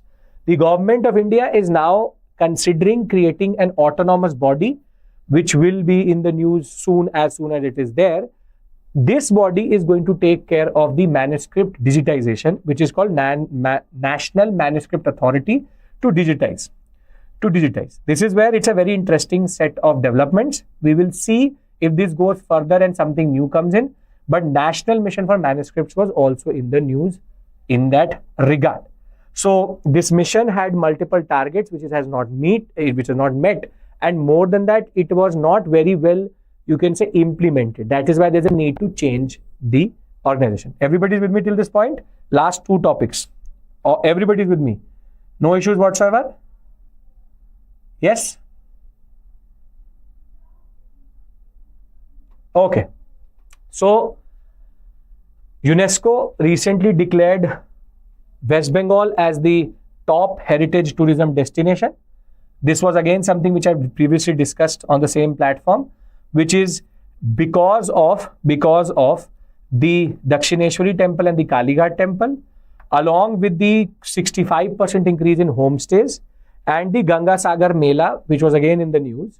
These things together were quoted by the West Bengal Chief Minister to say that UNESCO gave West Bengal the tag of best location according to tourism heritage. So you should know this, that it is West Bengal which got this, what we call as tag, which is top heritage tourism destination. Very important for the examination. Generally, this is the Dakshineshwari temple, known for its 9-spire or Navratan design. This is the Kalighat temple, very important because of being a Shakti Peeth. And this is the Ganga Sagar Mela, considered to be the Kumbh Mela of the East. Happens on the Sagar Island, which is an island which is made at the confluence of the Ganga and where the Bay of Bengal meet together. This is equally important. It's going to happen in Makar Sankranti, is going to be in the news also. Further, we have two more terminologies in the news. This is the second last topic, which is called Paryatan Mitra and Paryatan Didi. Paryatan means tourism, Mitra means friend, Didi means sister. This is where the Ministry of Tourism is trying to train people through digital literacy to make them guides and give them an understanding on how to use heritage walks, food tours, and natural treks, become ambassadors and storytellers of their area in and around it. It is being piloted in 6 tourism destinations as of right now. But you should know that Mitra and Didi is not about basically helping the existing, it is about creating new ones. Thereafter, the Mahakumbh Mela, again in the news because of the Mahakumbh Mela itself, the whole sector being declared as a district, which we know because it's a, you can say, logistical nightmare and the administrative channels to manage the Mahakumbh Mela. And this is the Mahakumbh Mela which happens after every 12 years. A very important point here is what are the rivers which are associated with the Kumbh Mela. This is a UNESCO intangible heritage also. You have Shipra in Ujjain, the Ganga at Haridwar, the Godavari in Nasik, and the Ganga Yamuna confluence, which is called mythically the Saraswati, in Prayagraj, which is called Sangam. These are the rivers, Godavari, Shipra, Ganga and Yamuna, which are associated with the Kumbh Mela, and you should know these. I am going to push a question to you. You should be able to answer this question. This is the last question of this session, which is, consider the following: Godavari, Narmada, Ganga, Yamuna. Which of the above are linked to sacred Kumbh Mela? Come on. Ruchi, basically, because it's such a big sector with so many people, the idea is that the area has been called a district. So now there can be a DMDC for that area, so that the administrative understanding is actually very well managed in that regard. Abhilash, as I said, these are small topics, not significant ones. Big topics I have taken as much time as possible. For 3 months it has been called a district. It will be changed. I am just trying to cover as many topics as possible, but the idea is very simple. The topics which are done in a lot of detail are big ones: mains orientation, prelims orientation. These are small topics which can be done with not a lot of detail, something which you already know also. Okay, we'll end the poll here. We have, yes, very good, only 3 of them. Narmada has nothing to do with the Mahakumbh Mela. It is only Godavari, Ganga and Yamuna. Together, these 3 rivers are known to be associated with the sacred Kumbh Mela. Last but not the least is, this year ended, 2024 ended with the death of a tabla maestro. His name, Zakir Hussain, the epitome of tabla in India itself. He is the son of Ustad Allah Rakha Khan, and we lost him in San Francisco because of pulmonary, what is called as IPF, pulmonary fibrosis, which is related to the lungs. And he is considered to be a very important personality because he's got so many awards, and he created a whole genre of jazz which was based on tabla. But he got the Sangeet Natak Academy Award also, Padma Shri, Padma Bhushan, Padma Vibhushan. He has not received the concept of Bharat Ratna, but the idea is very simple, that he should be given that because of his, what we call as, achievements. He with his father are epitomes, Grammy Award, multiple Grammy Award winner also. And on this note, therefore, I will conclude this session. I have covered close to 61 to 62 different topics. If you take into the, what we call as, subtopics also within those topics itself, it's close to 70. I hope that you found this session useful. You will find this session useful when you will watch it in recorded fashion. I've been as comprehensive as possible. Where topics where I believe that the probability is more, I have given more time. Some topics just need to be mentioned. Don't worry about GIs. I hope that you're liking these initiatives. Use the code IS English to join our course. And more than that, please do show your love in the form of comments and like this session, which gives us more motivation to come up with these. I will for sure come up with a session on World War II. I will plan it accordingly. I am planning something like that. But for the past 3.5 hours, I have tried to cover everything related to art and culture. Past 1 year, GI, organizations, temples, and everything else related to it. On this note, I'll thank you so much for your patience. Thank you for being here. Thank you for taking part in the, you can say, polls. Thank you. Take care and bye-bye.